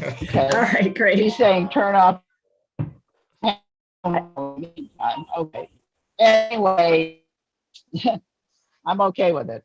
Okay, all right, great, thanks. Okay, so I think interesting discussion, but I Sorry. think we're at a point where we have enough to support it. And I do think we can ask them to look at the profile of the panning and the dimension of the panning to address Commissioner Holford-Smith's concern, as well as, to the extent that it does, Commissioner Lutfi's concern. So Commissioner Gustafson, would you make that motion? In the matter of LPC 21-036863 Sheridan Square in the Greenwich Village Historic District, the application is to establish a master plan governing the future replacement of windows. I note that the building's scale, style, materials, and details are among the features that contribute to the special architectural and historic character of the Greenwich Village Historic District. I recommend approval with a modification, finding that all of the original wood windows were replaced with 1/1 double hung aluminum windows in 1985, pursuant to a permit for minor work, resulting in a near uniform appearance, and therefore window replacement will not result in the loss of any significant historic fabric. That the proposed windows will match the historic windows in terms of operation and finish, and will replicate the rectilinear brick molds and some of the vertical mullions where window assemblies wrap around corners. That the proposed window assemblies featuring various combinations of fixed single light and 1/1 configurations will be in keeping with the configuration of historic windows often found in buildings of this type, style, and age, and will not detract from the special architectural or historic character of the building or district. I think the establishment of this master plan will support the uniformity of the building's fenestration over time. However, I find that the proposed window details are flat and reflect the current non-original window details rather than the depth and profiles of the original or similar typical historic windows. Therefore, I recommend that the applicant work with staff to more closely match the details of the original or similar typical historic windows. Thank you. All right, and Commissioner Holford-Smith, would you second that motion? I second it. Thank you. And Mark, will you call the vote? Chair Carroll, Aye. Commissioner Bland is left. Commissioner Shamir Barron, Aye. Commissioner Chapin. She's still having trouble. Commissioner Chapin. Commissioner Chen, Aye. Commissioner Devonshire, Aye. Commissioner Goldblum, No. Commissioner Gustafson, Aye. Commissioner Jefferson, Aye. Commissioner Lutfi, Aye. Commissioner Holford-Smith. Aye. With, it looks like 9 in favor, none opposed, and 1 who we couldn't hear, the motion passes. I'm sorry, Yes. No, we have, eight in favor, 1 opposed, and 1 person we couldn't hear. The motion passes. okay, thank you. We'll move to the next item. Yeah, if you hear me, Okay, we'll go ahead and move to item number 10, LPC 22-02598, an application for a certificate of appropriateness in the Borough of Manhattan, block 476, lot 7501, 525 to 527 Broome Street in the Sullivan Thompson Historic District. This is an altered Romanesque revival, Renaissance revival style building designed by George Keister and built in 1897. The application is to replace storefront infill and a skylight and install planters. Okay, commissioners, the applicants have entered the hearing. They now have control of the presentation. Just click on your screen. You can advance the slides using your arrow keys. Please state your name for the record and you may begin. Hello, my name is Chin Dao. I am an architect representing, her name was Carmen Restaurant Group, and I'll be doing the presentation. Let's see if I can. Okay, great. All right, so the project is 525 to 527 Broome Street, but for the purposes of this, we'll just call it 527 Broome Street, which is the entry to the restaurant. And the restaurant has the storefront. Here you can see it's in the Sullivan Thompson Historic District, adjacent to the Soho District.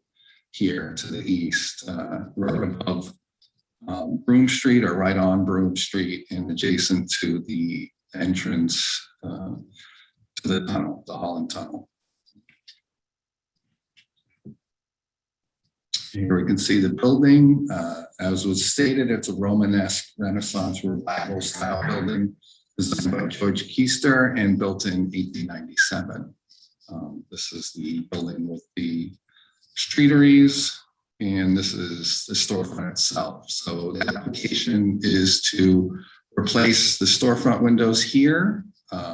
Adjacent, this wood door is the entry to the restaurant, and then the skylight here. The spaces, a restaurant on the ground floor and on the lower level, which the skylight lets the light into. Here we have the historic photo. Go back, please.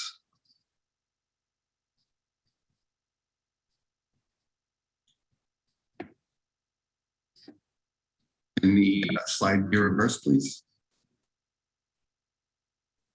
You just need to use your arrow keys on your Oh, keyboard. I see. Okay. See if that works.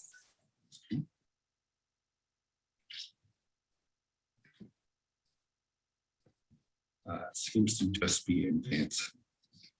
Would you like me to take it over and you can tell me which slide you need?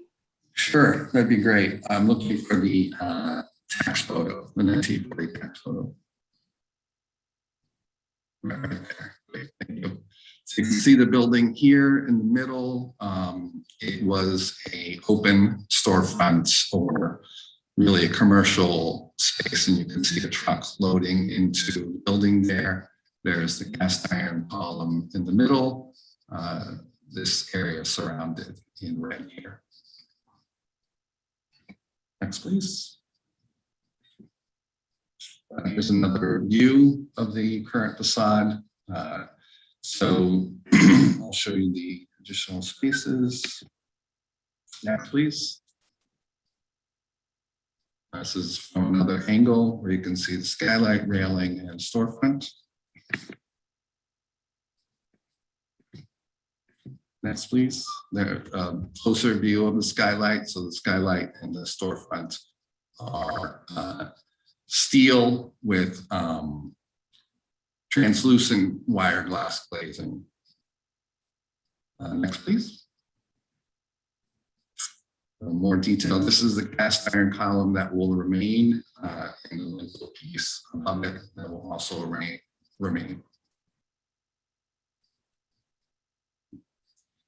All right, so here we have existing over proposed plan view. So you can see the restaurant entry is on the right in the center area.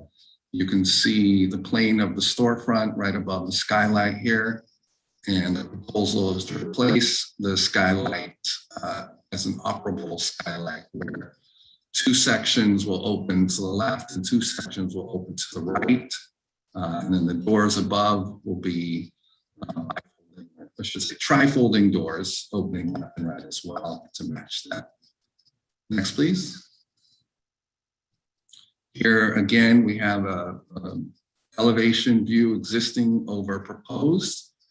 With the adjacent section showing the existing facade with the skylight section and railing, and then below that proposed facade elevation, and then on the right you have the section view. So the tri-folding doors would open out, but it would still be within the area of the railing, and the railing is not shown here in either view for the purposes of clarity. Next, please. All right, and this is the view with it open. Again, in the elevation view, the railing is not shown just for clarity, but what would remain is somewhat similar to the historic photo we showed, where there will be an opening to the left and right of the cast iron column. The doors are shown stacked left and right, and then you would have a beam that connects to the cast iron columns, supporting the top rail of the skylight, and then that would be open essentially 2/3. And then below that, you have a plan view of it open. Next, please. And this is a view just showing the railing, how the railing would look in front. As it's been decided right now, the planters aren't really included in this submission, as they'll probably just be hung like the existing ones, and I don't think those fall under the purview of the commission. Next, please. This is a blow up of the finished facade. What it will look like with the railing. The skylines will obviously be behind that, and then the doors, the trifolding sections on each side. Next, please. So for context here, we tried to show a little bit more of aluminum facades that have come into the neighborhood. So here we have at the corner of Thompson and Broome, looking northwest, a building where it's all open facade. This is a varied streetscape with a lot of variety in this neighborhood. Next, please. This is right up the street on Thompson, just up from Broome. This is a opening facade as well with the outdoor seating on the sidewalk. We won't have that. Obviously with the skylight, there's not enough room for that. We do want to have the somewhat similar proportioned opening aluminum facade to this. Next, please. This is an adjacent building where you can see it as somewhat of a similar facade, but it also has a skylight there in the foreground, which has railing in front of it. Again, steel and glass, sloped to give light to the downstairs spaces. And the next slide, please, shows a close-up of that.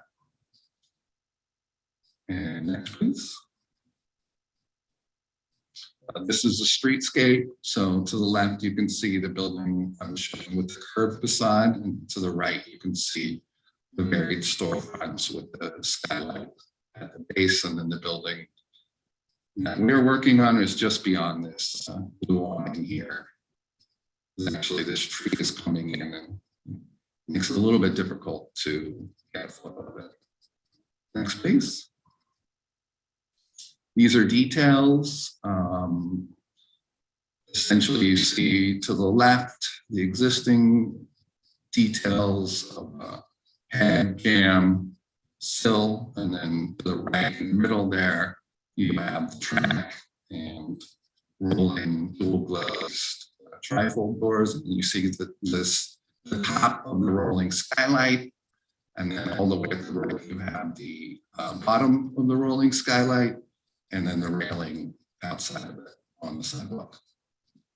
Next, please. My little proverb for operable windows: wisdom lies neither in the fixity nor in change, but in the dialectic between the two, the constant coming and going. Wisdom lies in the momentary. And with that, I finish. Okay, thank you very much. All right, commissioners, do we have any questions? Yes, Commissioner Jefferson, please go ahead. Yes, just one or two questions. It have to do with, if you go to your page, detail 3 and 4, page A200.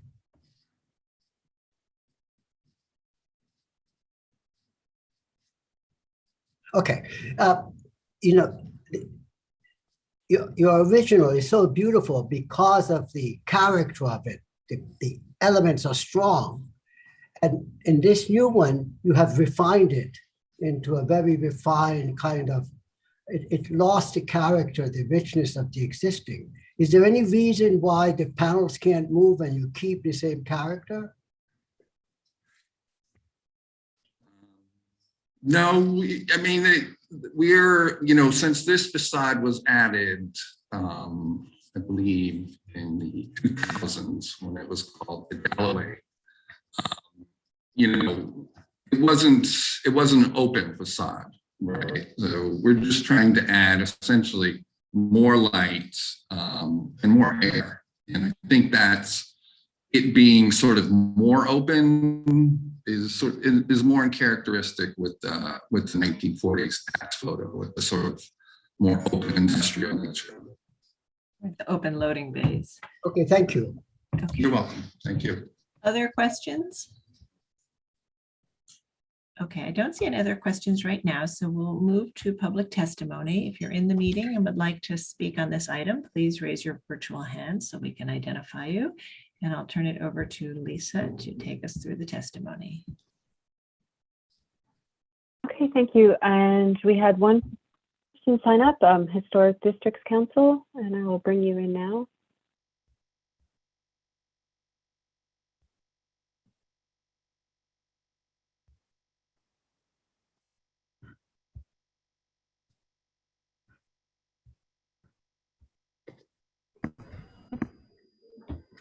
Hi, this is Kathy Brill speaking on behalf of the Historic Districts Council.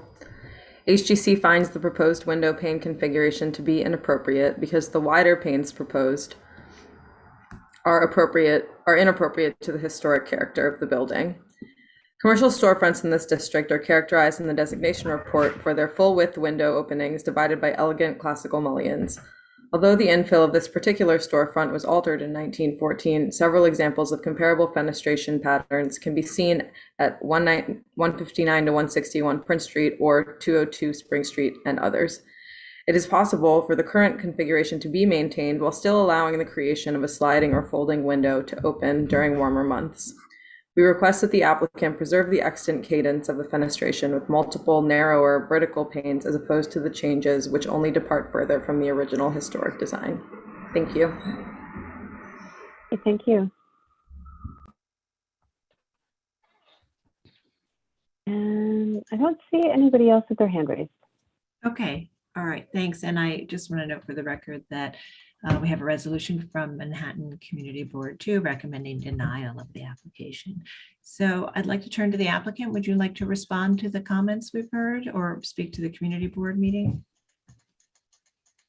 Sure. Yeah. I think the denial from the community board somewhat aligns with the historic district's comments that were just given. So I will check with the owner, but I think the other aspect of the community board was there.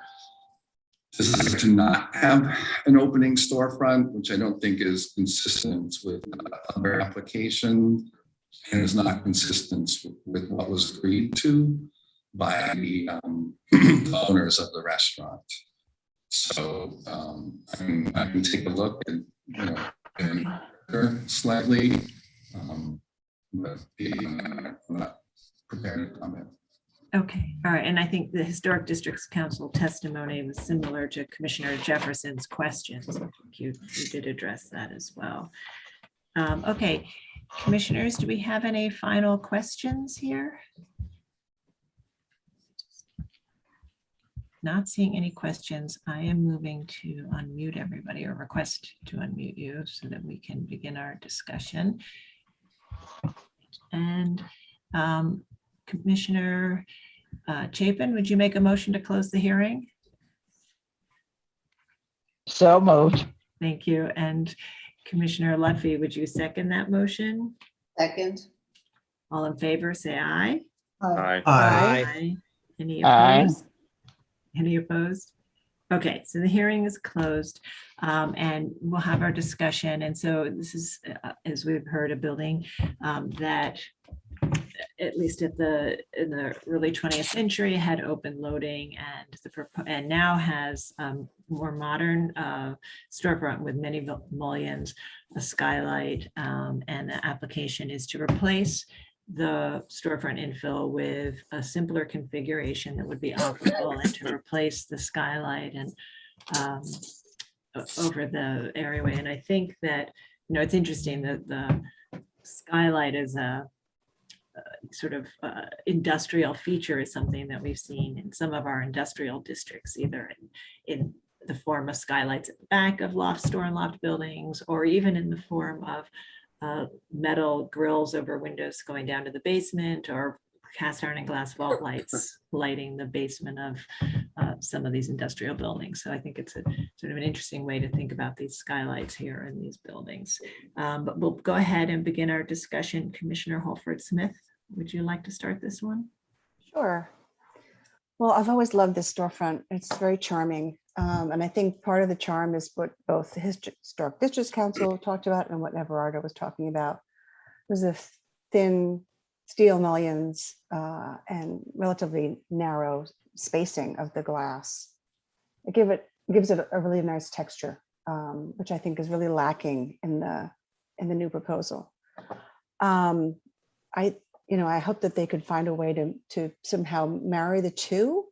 Maybe they can introduce maybe an additional vertical in the sliding doors, so they're a little bit narrower, and maybe add a transom and have those mullions align with the folding skylight. I think having an operable would be really lovely as well.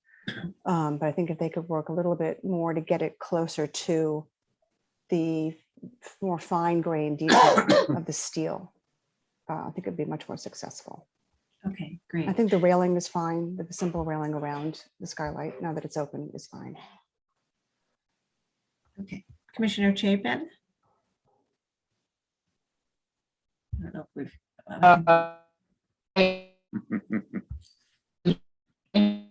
That I'm not sure we can come up with perhaps additional to the administration. But I think in I can prove it, perhaps this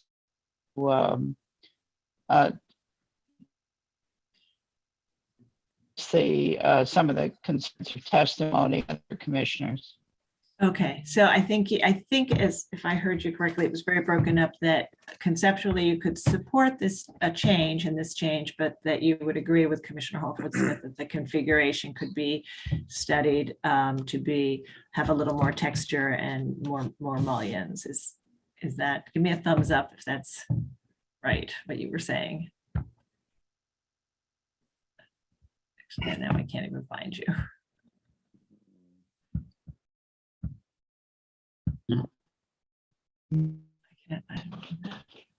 Okay, I think her camera's off. Okay, let me come back to Diana. All right, Commissioner Goldblum.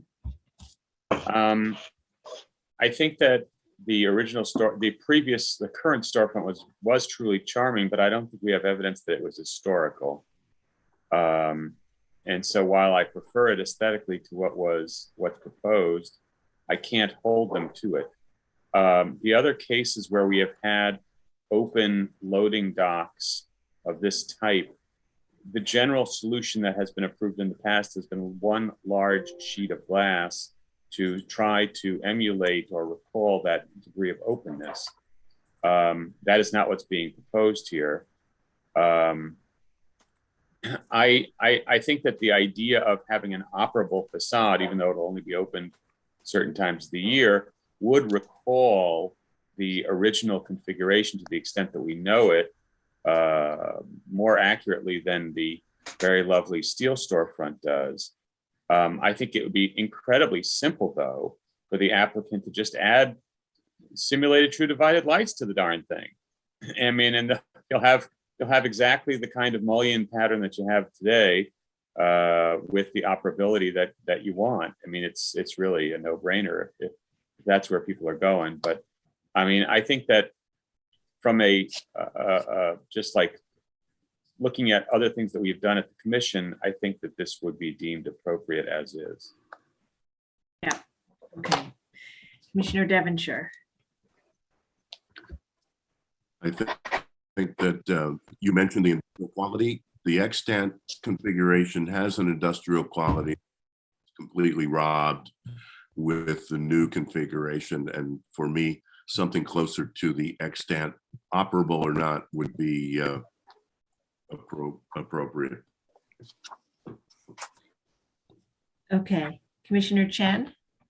Yeah, I sort of agree with the Ann's comment as well as Michael Goldblum's comment about, slight modifications. And I think Michael's Goldblum's suggestion about, as an option, if there's support for it, to add those divided mullions, and that will really just go a long way to enhancing it. Okay, Commissioner Lutfi. So we all seem to be in agreement that what is necessary here is to add some texture to it which exists in the current configuration. So how that is done, I think there are a variety of ways. You could keep the current proposal and have the applicant work with staff to ensure that happens, or you could add some additional mullions, but still work with staff to ensure that there's texture. I would be fine with either iteration. Okay, thank you. Commissioner Jefferson? I agree with that. And I think the idea of always refining these things, I think the character of these things we should try to keep, but I agree with that. Okay. Commissioner Gustafson? Yeah, I have nothing to add. I think the general suggestion here is acceptable. Okay. Commissioner Shamir Barron? I can actually accept it as it's been presented. I think the operability is very important, and that it's actually, I think it's fine as presented. If in fact others feel that an additional mullion can or should be added and operability maintained, that's fine with me too, but I can approve it as presented. Okay. All right. So I think while we have some who could support it as presented, as historically open loading bays, and we've approved sort of larger panes in openings that historically were open. I think the majority of commissioners do want to see some more texture by adding some mullions or simulated type of divided light mullions. So Commissioner Holford Smith, would you make a motion to approve it with the modification that the applicant work with the staff to refine the configuration to have a more industrial quality? I think that's what we're getting at. Sure. In the matter of LPC 22-02598, 525-527 Broome Street in the Sullivan Thompson Historic District. An altered Romanesque Renaissance revival style building designed by George Keister and built in 1897. The application is to replace storefront infill and a skylight and install planters. I think the planters are off the table. I note that the building style, scale, materials, and details are among the features that contribute to the special architectural and historic character of the Sullivan Thompson Historic District. I recommend approval with some modifications, noting that the replacement of the modern infill will not eliminate or damage any significant architectural or historic features, that the materials, finishes, and detailing of the proposed storefront, skylight, and guardrail will be in keeping with the industrial character of the building, that the simple design of the installations will help them to remain harmonious with and subordinate to the building, which features a modest level of ornamentation, that the predominance of glazing and full operability, which will create temporary voids at the storefront when the windows are open, will recall the open delivery bays which existed at this building in the early 20th century and possibly earlier, that the combination of the placement, size, materials, details, and finish of the skylight and guardrail will be evocative of the loading docks, vault covers, skylights, and hatches, which were sometimes historically found at loft buildings of this style and age, that the skylight's raised placement and sloped orientation, when seen within the variety of nearby streetscape elements, including another raised skylight and several small stoops, will be compatible with the surrounding context. That when the skylight is open, the framing and a third or more of the glazing will remain in place, helping to maintain a sense of solidity that is compatible with the streetscape. And they didn't mention the planters, so I'm not going to read that. But that the applicant will work with staff to further refine the details of the storefront and skylight to create a more industrial look, adding either more operable mullions or simulated divided lights. Okay, thank you. All right, and Commissioner, let me see, we're gonna go to Commissioner Devonshire. Would you second that motion? Okay. Mark, will you call the vote? Chair Carroll, Aye. Commissioner Shamir Barron, Aye. Commissioner Chapin, Aye. Commissioner Chen, Aye. Commissioner Devonshire, Aye. Commissioner Goldblum, Aye. Commissioner Gustafson, Aye. Commissioner Jefferson, Aye. Commissioner Lutfi, Aye. Commissioner Holford Smith. Aye. With 10 in favor, none opposed, the motion passes. All right, so it's approved with that modification. Please continue to work with the staff. I And will commissioners. work with Michelle. Great. Thank you. Thank you. All right, and we are going to make an adjustment to our schedule because of the late hour. And so the next item will be our last item for today. I'll let Corey go ahead and do that now. Thanks. And before doing so, I'll just read into the record the items that we will not look at today, but we'll bring back to the next available public hearing, assuming their applicants are ready to do so. And that is item number 12, LPC 21-10733, 18 East 41st Street, the 18 East 41st Street individual landmark, and item 13, LPC 21-06960, 455 West 148th Street in the Hamilton Heights Historic District. So we'll read those into the record for today, but not present them. So we'll finish with item 11, LPC 21-00561, an application for a certificate of appropriateness in the Borough of Manhattan, Block 719, Lot 60, 430 West 22nd Street in the Chelsea Historic District. This is a Greek Revival style building built in 1843, and the application is to construct a rear yard addition. Okay, commissioners, the applicants have entered the hearing. Please unmute yourself, click on your screen. You can advance your slides using your arrow keys. Please state your name for the record, and you may begin once you are unmuted. Sorry, good afternoon, everyone. Thank you for giving us the opportunity today to present this project. 430 West 22nd Street, located in Chelsea.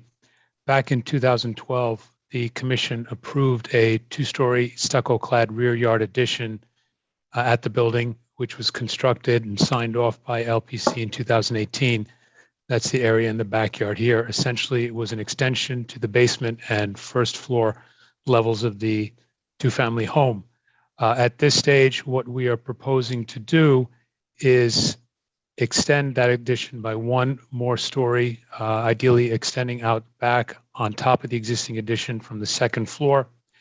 In doing our due diligence from the original design and construction of the prior addition, which we were not the architects of, we came to discover that the structure of the existing or the previous addition that was done is not adequate to support the load of one additional story on top of that. So that led to the proposal that you're going to see today.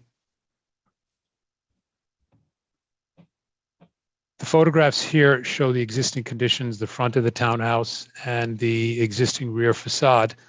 You see the two-story stucco clad addition that was previously approved and constructed. And essentially we are building on top of that.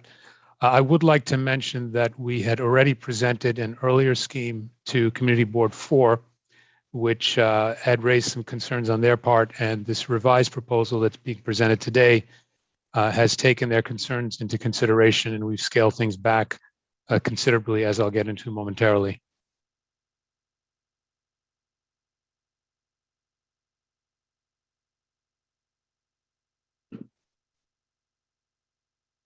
Now, the existing rear yards on this block have a number of rear yard additions that have been constructed over time.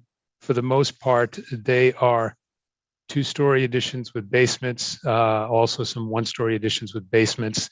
A number of the photographs that you'll see were taken from this central space in the middle of the rear yard. That's actually part of the parcel that encompasses 412 through 424 West 22nd Street. There's a portion of that block that's open to the street. So just wanted to explain to you what's happening there mid-block.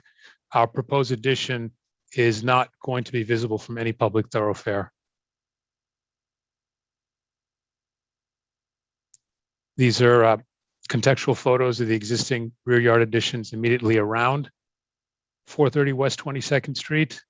They range from 2 to 3 story additions. These photos are taken from that center space mid-block that's sort of used as a parking area by residents in those buildings that have access to that open area and vendors that come in. So this was that open green space that I pointed out in that block diagram before. Again, you see rear yard additions of various sizes at the buildings on both the north and south sides of that block.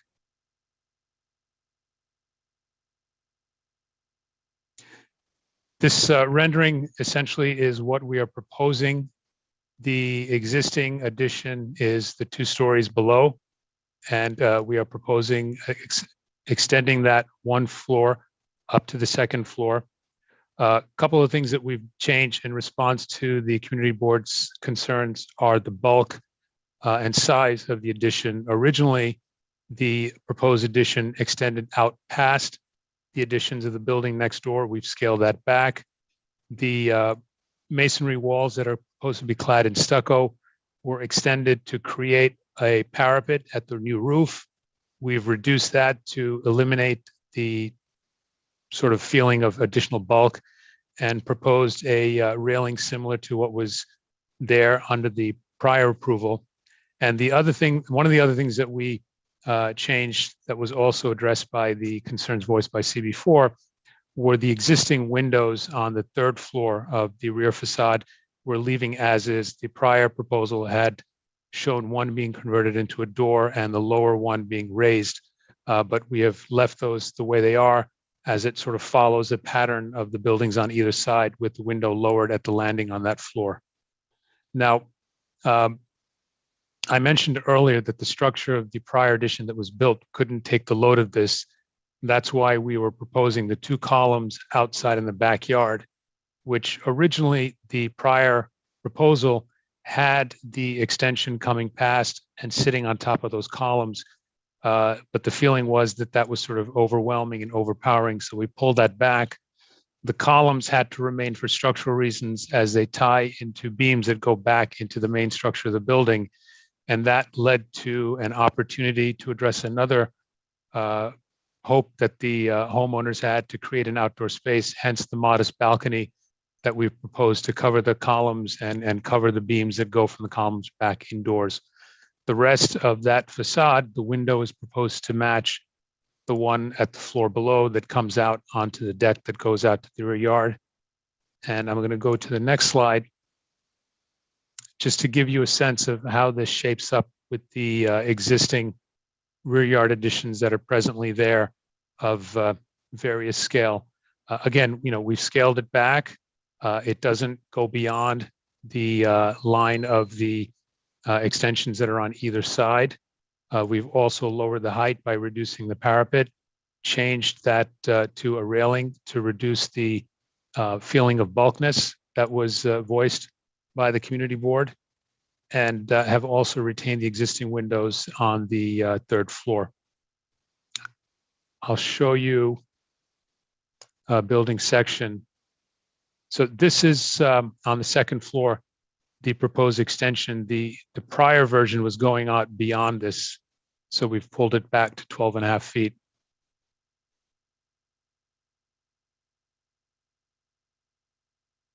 So the section now shows what we're talking about, with the addition directly above what was built under the prior approval and the balcony coming out and covering those 2 columns that are required to support this and tie this back to the main structure.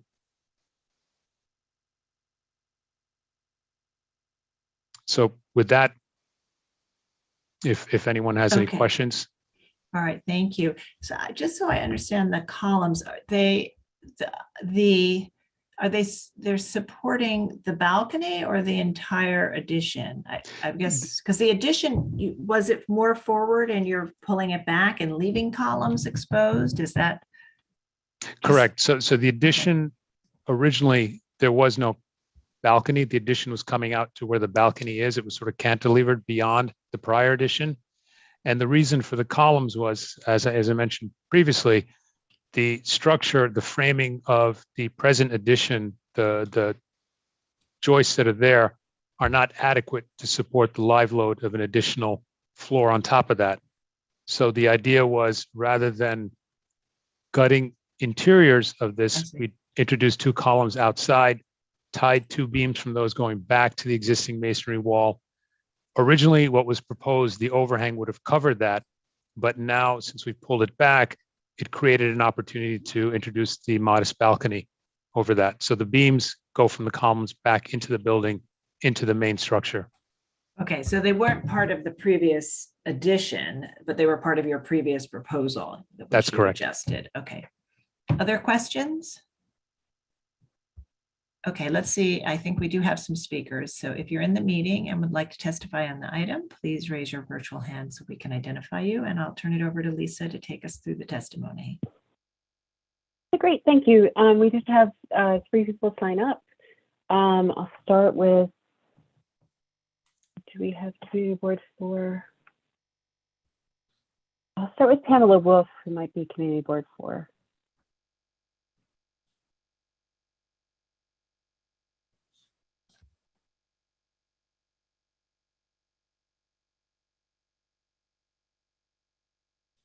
Hey, Pamela, you just need to unmute yourself and turn on your camera. Unmute camera. There we go. And yeah, please state your name for the record. My name is Pamela Wolf. I am a public member of Community Board 4, and I'm here today to read into the testimony the letter that was prepared by Community Board 4 with reference to this applicant at 430 West 22nd Street.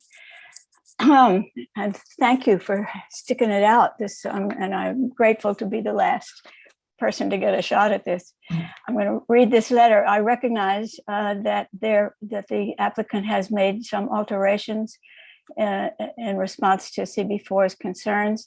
This letter will not reflect those, but I'm going to read it anyway. Dear Chair Carroll, on the recommendation of its Land Use Committee, Community Board 4, by a vote of 44 in favor and 0 opposed, recommends denial of an application to LPC for a rear addition at 430 West 22nd Street, an 1843 Greek Revival row house in the Chelsea Historic District. MCB4 recommends denial.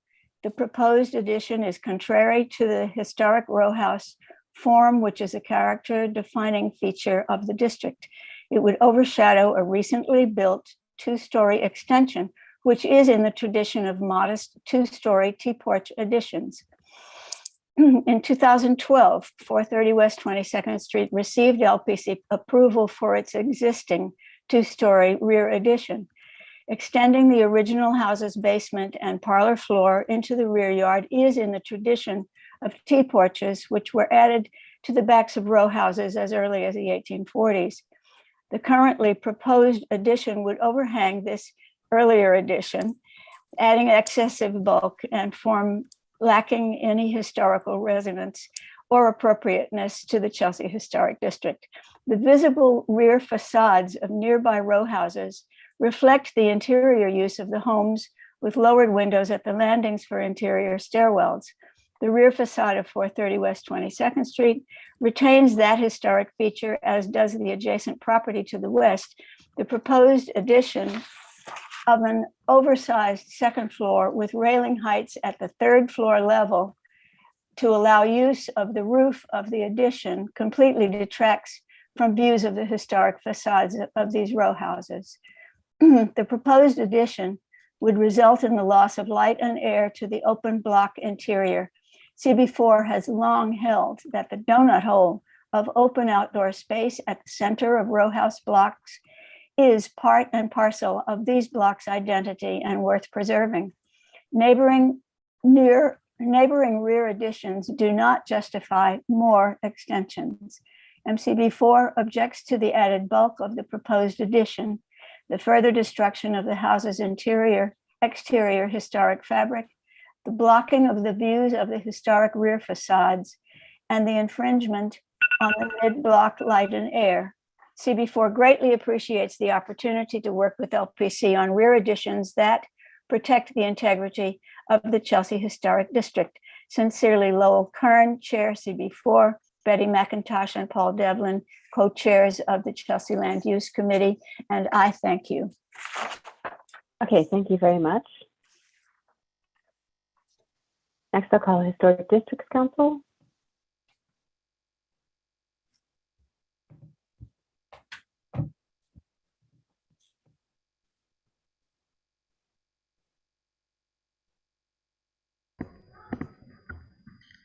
Hi, this is Kathy Rill speaking on behalf of the Historic Districts Council. HGC feels that the full width rear facade additions and the top 2 stories should be left alone. For this reason, the proposed 3rd story of the rear addition is inappropriate. It is out of scale and proportion with the neighboring buildings, which both limit their rear additions to 1 story. We suggest that it be scaled down to only 1 story, leaving the facade of the top 2 floors exposed. Thank you. Okay, thank you. And Joanne Downs.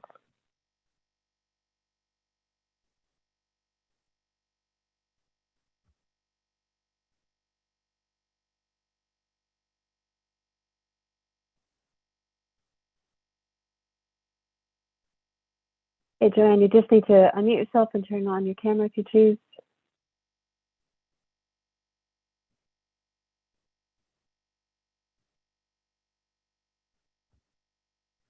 Hello, can you hear me? Yes, we can hear you. All right. I'm a neighbor on the block, and I am here to testify in support of the addition. I think it's a relatively small addition. It's smaller than some of the other extensions on the block. It's not visible from the street. There's already the addition on the, as it has been explained, on the first 2 levels. I think adding one to the 3rd level it is not it doesn't conflict with a historic preservation. I'm all for preservation. I helped to extend the Chelsea Historic District back in the 70s. I've lived on the block a long time. I've known the owners a long time. They're not a developer who's getting ready to improve and flip the house for a profit. This is a family that's lived there for 28 years. We've watched their children grow. They plan to stay on 22nd Street, as do we, the rest of our lives. I think that to give them this additional extension is fair, and I'm fully support it. Okay, thank you. And with that, I don't see any other hands raised. Okay, great, thank you. And we've heard from Community Board 4, so I won't mention the resolution since it was read to us. Would you like to respond to the comments, Mr. Misra? Oh, you just muted yourself. Apologies. Thank you. Yes, no, we took Community Board 4's comments seriously when we met with them the first time. And I think, I hope we've demonstrated that we've made an effort to scale things back, address the issue of the overhang. What was the word that they used? Overshadowing and extending beyond. So we've pulled that back, so it no longer overshadows and overhangs. It doesn't extend past the existing additions. And I think the composite render that we've showed, illustrates that you have a variety of sizes of rear yard additions there right now. And the fact remains that this is not visible from any thoroughfare. We scaled back the extension of the masonry parapet walls to address the concern of the openness and the light and air. The railing that's provided there right now is a code requirement. Certainly, that's something that can be removed, but is there because it is a code requirement. And the structure, while it's not ideal, that's what led to the whole introduction of the 2 columns, and then also led ultimately to the small balcony that's there by pulling the rest of the building back. So I think we've taken into consideration with merit all the comments raised, and I thank everyone for their opinions, and I thank Mrs. Downs. I understand another resident from the street had also submitted an email and recommendation, Mr. Paul Vershbo. Unfortunately, he was not able to join us today to speak on his own, but he did indicate that he'd sent an email to LPC in support of this application. Okay, thank you. All right, commissioners, do we have any final questions? All right, I am unmuting or requesting to unmute all of you so that we can begin our discussions. Please go ahead and accept that.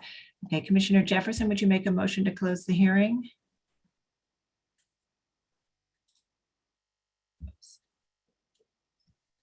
I'm sorry. I motion to close the hearing. Thank you. And Commissioner Chen, would you second that motion? Second. Thank you. All in favor, say aye. Aye. Aye. Any opposed? Okay. Aye. Thank you. The hearing is closed and we'll begin our discussion. And unfortunately, I may have to hop out before we conclude the discussion. So Commissioner Gustafson, if I do, would you be willing to take over completing the discussion? Certainly. Thank you. Okay, so as you know, we approved a 2-story rear yard addition here. The proposal is for a 3rd story. The applicant has provided some context to show a variety of additions within it. And they have made some changes since their presentation to the community board and have some support from neighbors. This addition has a double height sort of window at the 1st and 2nd floor, as well as the 3rd floor. And so that may be something to think about, as well as we have many times done double height window openings and maybe sometimes not always done it at the 3rd floor. So something to think about in this context, should you find the additional floor to be appropriate. So let's go ahead and begin our discussion. Commissioner Shamir Barron, would you like to start? Sure, although I'm really not sure where to go on this. I think that there's enough variety in this particular donut where the relatively shallow extension could be made into an additional floor. On the other hand, it is a significant change. I think that I can see approving it. I think, again, there is enough variety here, and I don't think that it seems to sort of encumber. It's hard to tell, again, from the quality of this donut, but it seems acceptable to me. If others feel strongly the other way, I'll be curious to hear it. But right now, I think I can approve it as proposed. Okay, thank you. Commissioner Holford Smith? Yeah, I think I'm feeling the other way about it. Mm-hmm. I think the introduction of the columns to support this, the requirement to add the structure to support it, and the fact that it's the only, I think it's the only addition, full width addition at this level here.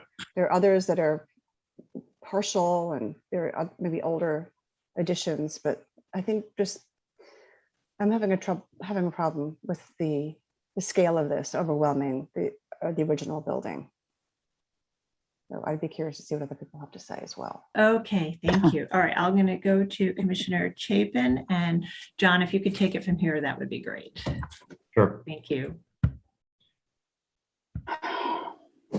Yeah, I actually think it's okay. It's a little unusual with the columns, but because there is some tradition of T porches and things, sort of the way this is articulated with the little terraces and stuff, it doesn't seem that heavy to me, and it doesn't extend that far. And when you look back, some of the other, there is at least one other addition on this site, which is a full width, it looks like, and as high. So, I think I can approve it as presented. I'm okay with it. Okay, thank you. Commissioner Goldblum, I'm with Diana. I think it's okay as is. Commissioner Devonshire, It's okay. Commissioner Chen, Likewise, yeah. Commissioner Lutfi. It seems like a narrower building than some of the others. And not quite sure what the width is, but I think because it rises 2 levels, it kind of is swallowing up the windows on the top floor. And so you're losing the original architecture of the building here. So part of me feels like, I feel like it needs to be scaled back just a little bit so that you can read this top floor, because that window configuration where there are 2 across, a third one drops, you just don't understand it when you look at it. And when you look at the buildings adjacent to it, that might be that might be wider, and also that don't go up as far, at least you get a sense of the character of what was originally here. So I feel like it still needs a little bit of work. And I do feel like those columns are not, I don't know, they don't help the design at all. And maybe there shouldn't even be a balcony on the 2nd floor, and that window configuration should change a little bit. I'm not feeling like it's quite there. Thank you. Commissioner Jefferson. I think it should be it should be lower the floor, and I don't understand the columns, so I find it difficult to approve. Okay. Looking at the numbers, it almost doesn't matter where I am on this. I'm in agreement with those who think that the columns are an issue, and I'm not sure I agree with the balcony either. So I think we have 5 commissioners who would approve it as is, and 4 who would not. So I think what the applicant needs to do is to go back and take another swipe at the bulk, which is a comment that several people made, and also whether there is another way to approach the balcony without columns, or perhaps to eliminate the balcony entirely. I think those are the suggestions, and they should work closely with staff on figuring out how to respond to those comments. So with that, I think we will bring you back as soon as you can work through those issues. I think we are then done for the day. Correct. That's right. And you read them in the record, Corey, right? You already did. Yeah, I did. So we're done. Thank you. Thank you, commissioners. Everyone. See you later. You don't need a motion to Thank close. you, everybody. Okay. Okay. We Thank need you, a everyone. Oh, yeah. Goodbye. Hold on. Yeah, motion to close. we need a motion to close. To close the hearing, yes. Oh, we did. We already had that. It was Did you? Everardo It made was the done motion. already. Yes. Yeah. Okay. Okay. Happy Okay. Bye. holidays, everybody. Oh, Happy happy holidays.